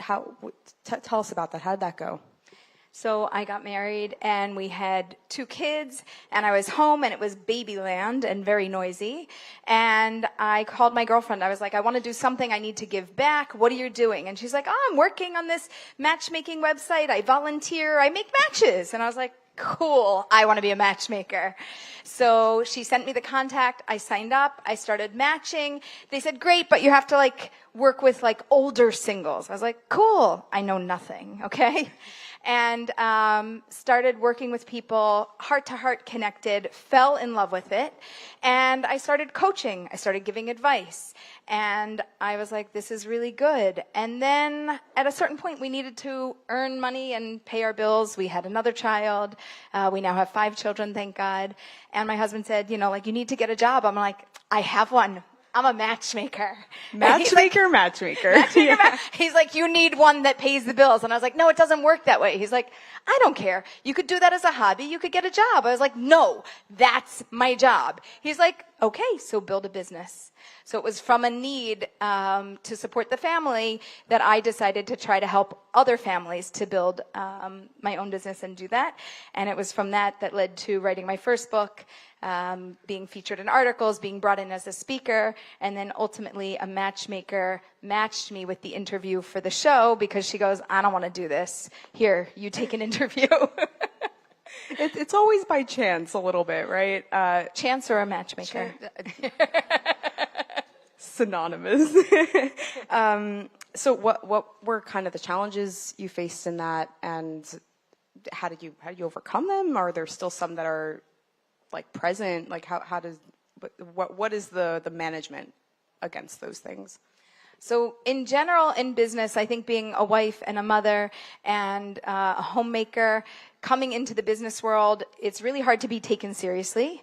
It's definitely harder to be taken seriously in matchmaking. And, I walk around now just in my branding colors and I wear pink. So I decided... I love that. I decided nobody's ever going to take me seriously, but they're always going to smile when they see me and they're going to know that I'm coming. A lot of people have said to me, you can't do that, right? You can't be a wife and you can't be a mother and you can't start a business and you can't fly internationally and you can't just go saving the world and helping to make matches. It's just not going to happen. You don't have the time in your life. You don't have the skills. I used to get the question like, so what's your background? You have a degree in this, you have a PhD, you have a coaching certification, like who are you and where'd you come from? I went to one conference, they brought me in to speak. This was much earlier in my career. And afterwards, a single man came up to me and he goes, how do you know what you know? And I was like, I've done a lot of learning. This is the only thing that I think about, read about, talk about, study on. This is like everything. And he goes, you're good. And I was like, oh, this is a compliment. Always the tone of surprise. Right? I didn't know where this was going. And I was like, he goes, I'm going to bring you into New York. And I was like, great. So for many years, I was brought into New York as a speaker with his organization. Then it caught on to other organizations, and things started to grow. What was the question? This happens a lot, by the way. the challenges, but I think you really touched. Right. So the main challenge is being taken seriously and also being told you can't do that, right? And it's like, but why? So my answer is often no. You can't do that. Me, don't tell me what I can do. I usually have 3 speeds: fast, faster, and you can't do that. Okay? But I can. But it sounds a little bit exhausting to kind of keep that up, especially like as we've heard tonight from a variety of industries. Is it delusion? Is it being so sure in what you know? Where does that kind of push come from? So for me, there's a drive within, which, I'll call it, my God-centered, or it comes from above, that this is what I'm made to do. The only thing I wanted to do in life was to get married and have a family. That was my life's dream. And my father said, you have to go to university. And I said, but I don't know what I want to study. And he's like, you'll figure it out. And I went to university. I didn't figure it out. I am the proud recipient of a degree called interdisciplinary studies. That means I didn't know what I wanted to be when I grew up, and I designed my own major. Jewish studies, because I love Judaism, children's literature, because I love children, and public policy and the environment. Now I'm qualified to write Jewish children's environmental books. I'm definitely not qualified to do anything else. And I really didn't know what I wanted to be when I grew up, and I took my passion. The first thing I did in life was get married and started having children. And then I decided this is just the most important thing in the world. We have a Jewish people. We have a Jewish land. We have soldiers that are fighting for our land. I am very confident we will have a land. And in Israel, we'll have a Jewish people. But outside of Israel, how strong will our people really be? That's my question. And that's why I do this and I have this drive that really is a never-ending drive. If anybody knows me, I don't sleep much. I joke that I'll sleep when I'm dead. And if I am not spending time with my family, actually, did we get there yet? No, we're not there yet. Hold on. I'm going to finish the rest of the story in a minute. Well, that really brings me to our next question, which is you, as you said, you don't sleep. But how do you really balance? How do you balance it all? It sounds like you can't ever clock out. How does that really work? Not just to stay productive, but also to stay sane and to kind of like maintain that clarity. I take a lot of vitamins, not a joke. I have learned to be a power napper. I can nap for as short as 1 minute. It actually makes a difference. I do take time and I do actually sleep, but I just have weird hours. So my husband gets up with the kids in the morning. I sometimes don't wake up until 10 or noon, but then I'll go until 2, 3, or 4 in the morning because I work a lot of American hours. And the way that I balance is that I work hard and I play hard. So when I take off, right? You try to reach me and they're like, I've been trying to reach you for 5 hours. I was like, I wasn't looking at my phone. Like, it just wasn't there. Last week, I actually, for the first time in a while, I haven't made Shabbos dinner. My husband's been doing all of that. And I was in the kitchen all day Friday from morning till night. And we made challah and chicken soup, brisket. And he's the brisket man. But I made making us hungry here. Sorry. But I spent time with the family. And I like, I unplug, so to speak. We celebrate Shabbos every week. Without Shabbos, I don't know if I would make it through life. I can't wait for vacation. I have to have a Shabbos every week. And with my kids, we really engage and build into our lives time together. So we'll go out on kind of like date days with the kids. Where do you want to go and what do you want to do? And sometimes we'll go individually one-on-one. And my husband and I have date nights. So you won't find me anywhere but with him on a Monday night, and we do double date nights. So we find friends, we go out, we hang out, and we have time together. So in the same way that I help other people to build their families, I'm working hard to still maintain a healthy balance within my own family. And, sometimes I work harder, sometimes I play harder, and I'm up late a lot. And it balances out. Elisa and Shalom, thank you so much for this incredible insight. Thank you.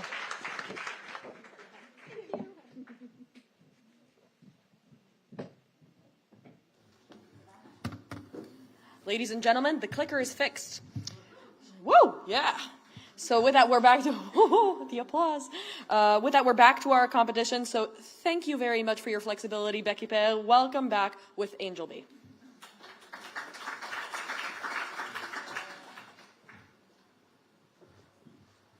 Thank you, everyone.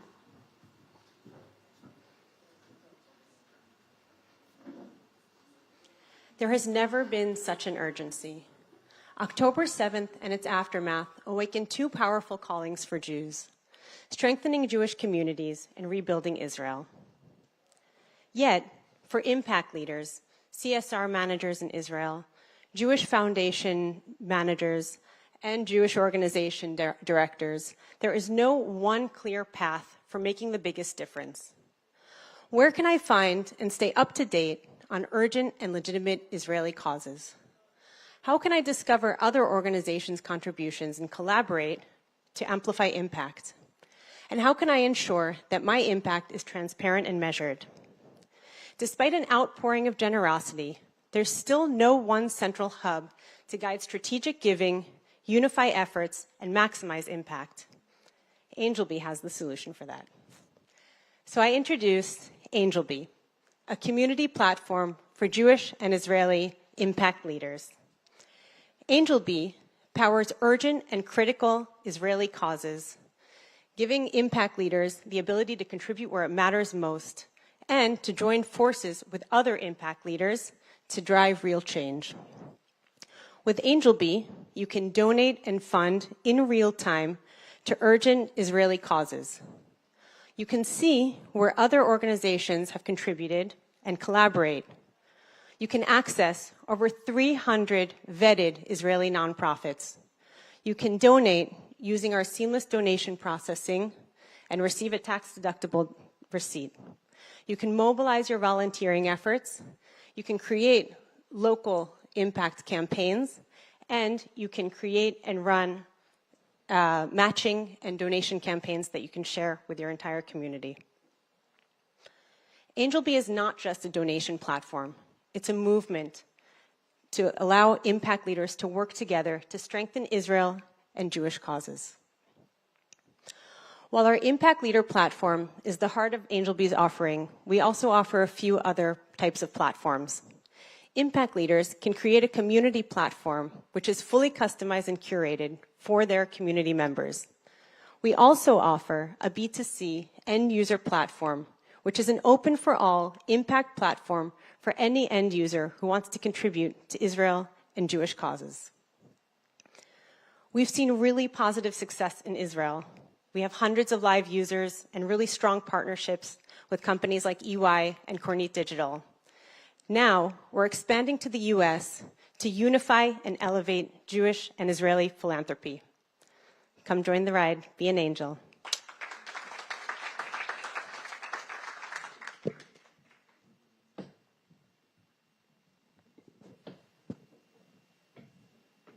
Came in at 2 minutes and 55 seconds. Yeah. Our next competitor, we shall not wait any longer, is Dr. Orna Yehuda Abramson with Endpoint Security.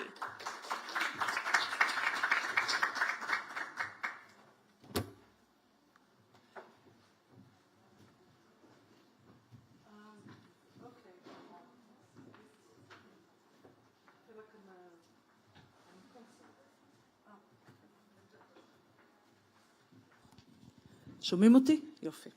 טוב, רגע.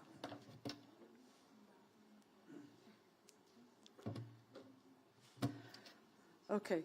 Good evening, everybody. Imagine a world. First of all, I have to say I'm very excited to actually present this. So, excuse me, my son is here, my soldier son. So imagine a world where remote work is truly secure, where the data stays safe no matter where you are or where your team is. I'm Orna Yehuda Abramson. I'm co-founder and CISO of Endpoint Security. And we are here to redefine endpoint security for the remote-first future. Okay. Our mission, deliver air-gap protection that secures data at the user's eye level, where it matters the most. In the next 3 minutes, I'll show you how we solve the massive problem, stand out from the crowd, and why we are the startup you should bet on today. Oh, sorry. Let's start with the problem. Remote work is booming, but so cyber threats. And we are here in Checkpoint, so you can see our, just today, 13 or 14 so far million attacks. Traditional endpoint security fails when attackers can intercept or replay data, leaving companies vulnerable. Businesses lose millions annually to breaches, and employees struggle with clunky solutions that disrupt workflows. It's actually a mess. Research shows that 70% of remote workers feel exposed, and current tools just aren't cutting it. This isn't just a gap. This is a bit of a crisis begging for a game changer. So that's where we're actually coming. Endpoint security delivers, endpoint security delivers the ultimate add-on for air-gap security policies. Our patented technology ensures the data is only decrypted in the user eye level, meaning attackers, hang on, yeah, you can see the video, meaning attackers can't read or replay it. It's seamless, integrates with existing workflows, and offers superior protection without competition or compromising flexibility. This, of course, it's something like invisible shield for remote endpoints. We've built it for the real world and easy to deploy, tough to crack. Early testers are already raving about how it simplifies security without slowing them down. No direct competitors can match this, and that's why we actually filed a patent to lock our edge, and it's secure. None of this happens with our rockstar team, of which some of them are here. They are I think, the only men in the crowd at the moment. Lior, the founder and the CEO, brings over 15 years of cybersecurity innovation. We have Roy and Yaniv. Together we've got the understanding, the skills, the grit, and the vision to make endpoint security the next or the gold standard in remote security. We're not just dreaming, we're actually doing. So why us? We've got the proven solution, just finished, a killer team and market screaming for it to fix. We are hoping to raise funds actually to start to scale up our pilots and dominate this space. Join us, and any more information you can find that on our website. Thank you.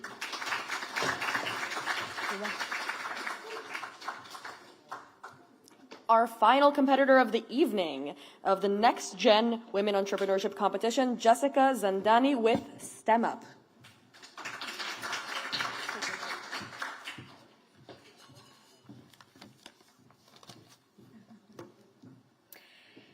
I don't know about you, but I hated school. For me, math and science, it was something to endure rather than something fun and relatable. Let's face it, X is not in the supermarket. This is also not working. It wasn't until I was working with the IDF drone schools that watching the guys fight a problem every day, the same thing over and over again, that the world hadn't even seen before, that it was like it hit me like a meteor. It just, all that earth and space science, the chemistry, the geometry, the algebra, it finally made sense. And I'm going to keep going even though this isn't working because we are all super tired. So I found out that I wasn't alone in my aversion to all of this. Every time I looked over the internet, it was like Globe's headline, you know? Israel slumps in international math and science tests. And this was just the first article that popped up. I knew then that I couldn't give up, and I wasn't going to. I worked to develop a comprehensive solution. I created STEM Up Israel, a program custom designed for Israel startups, a startup nation. STEM Up Israel redesigned the educational core curriculum into a practical and tangible real-life science and technology program, focusing on state-of-the-art technology that, like not only all of the kids in Israel, have been affected by. STEM Up Israel teaches you how to fly, fix, build, engineer, code, and evolve with the existing technologies and evolving technologies. We look for educational organizations interested in bringing these emerging skills to their students. We invite technology companies and engineers and inventors who understand the benefits and mentoring the next generation of technology in Israel to participate in our program, working with Israeli drone and tech companies, optics, robotics, electronics, and tech companies through mentorships. Our youth are exposed to real-world design and creation and function. The machines they learn to repair and refurbish for the IDF will actually benefit our country. As they experience their learning, they operate, they fix, they design the technologies of tomorrow. They say if you teach them to fish, you're going to feed them for life. This is what we strive to achieve. With hands-on approach, it's no longer theoretical. Kids instantly understand the complexities of angles and trajectories without a second thought, because this generation has been doing it since they could crawl. Screen time, PlayStation, it's embedded in their DNA. The science is incorporated into these things that many kids love: computers, machines, creation, imagination. STEM Up teaches the practical solutions to this current and evolving challenge. We aim to rebrand method teaching by making learning fun again and teaching at the precipice of technology. Drones are not just delivering pizza. They are the planes, trains, and automobiles, police, problem solvers, even medics of the future. STEM Up Israel is taking our youth from behind their screens and putting them in front of the screens of tomorrow. We strive to make a difference in every child by providing them with the foundations to become tomorrow's industry and technology leaders. We see the future in our youth because STEM Up Israel is the future for our youth. And I'm really sorry that the slide projector wasn't working, but I figured we all wanted to go home, so.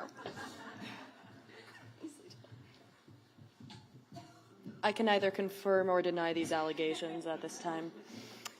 With that, this is the time for our judges to deliberate. Please gather together, make your decision, let me know. In the meantime, I will pacify everybody with a little bit of stand-up comedy. I'm just kidding.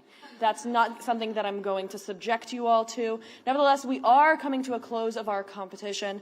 And with that, I want to thank you all so much for coming out here, to our beloved, wonderful speakers who spoke so much about advances in their individual industries, who spoke a little bit about the TV show Black Mirror, we talked about Anne with an E. This has been altogether a very television-oriented evening.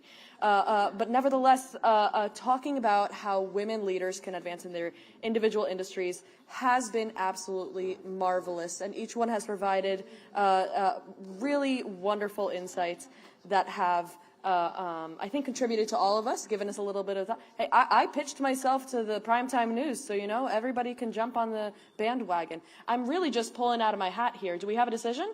No, we haven't. Oh, we haven't even talked yet. All right, I'll keep it going. How's it going, everybody? Any? You know what? Let's make it a Q&A. Does anybody have any questions about the Jerusalem Post? It's basically all I know. That's a wonderful question, stranger in the back who definitely didn't ask a question. Yes, the Jerusalem Report does come out once every 2 weeks, while the Jerusalem Post comes out every day. And the Jerusalem Post magazine comes out once a week, as does In Jerusalem. We used to have something called Billboard, but we don't anymore. Any other questions? That's true. Somebody who's definitely not my boss and CEO just said, do you guys have another conference coming up soon? And we do. Thank you so much for asking. In May 18th and 19th, right on Israel Day, when we're parading through the streets of New York, calling for support for the state of Israel, the amazing Jerusalem Post annual conference is taking place in New York City. If you're going to be there, I highly recommend you join us. There will be wonderful, wonderful speakers from the political realms, high-tech, business, security, a little bit of anti-Israel protesters, but we're used to that at this point. It's just part of the party, and delicious food and drinks as always. So I highly recommend you come. I'm going to be there. If that doesn't sell you on it, I don't know what will. Yes, a question. Thank you. Hallelujah.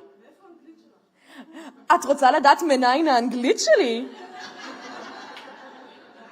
That's a wonderful question. I'm not going to answer Bath. HR will get on me the next day. No, I, for anybody interested, am technically considered an Ola Chadasha. You might be wondering why, because I obviously have good Hebrew as well. It is because if you've been outside of the country for a certain number of years, you are once again considered an Ola Chadasha. That being said, I was born in Israel. So, that's my personal answer to that. Thank you. Yeah. Any other questions? Anything? Yeah.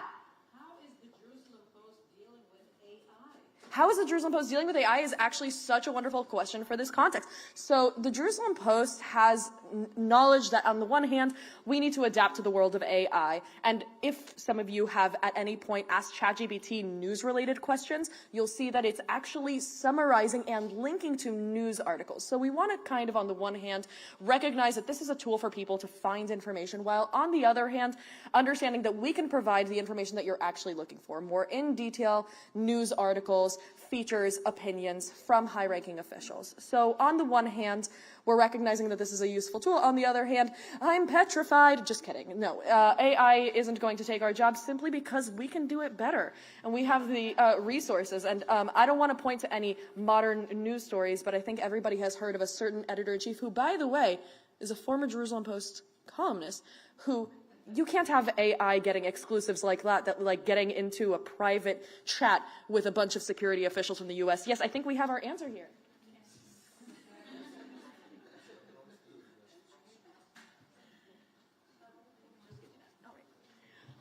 Wonderful. With that, we have our winner. Drum roll, please.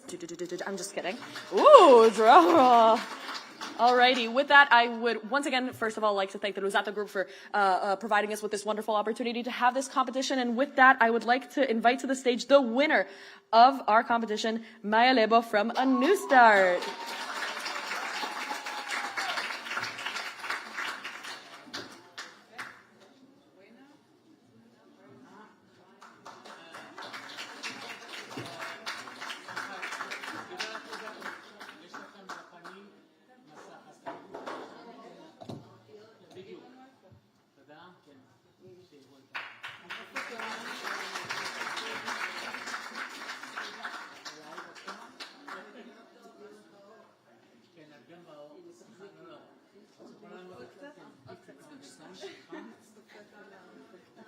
מאחורי הזה.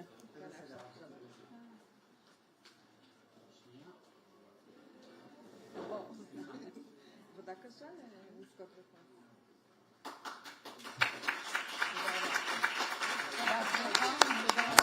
Alrighty. everybody. Congratulations to A New Start, and thank you to our wonderful panel of judges for judging this wonderful competition. With that, I'm going to release you all from your hold in this place. Yes, we've locked the doors until this point, but you are now released from our clutches. You may go free. There are desserts. Thank you so much for joining us today, and have a wonderful Women Leadership Summit.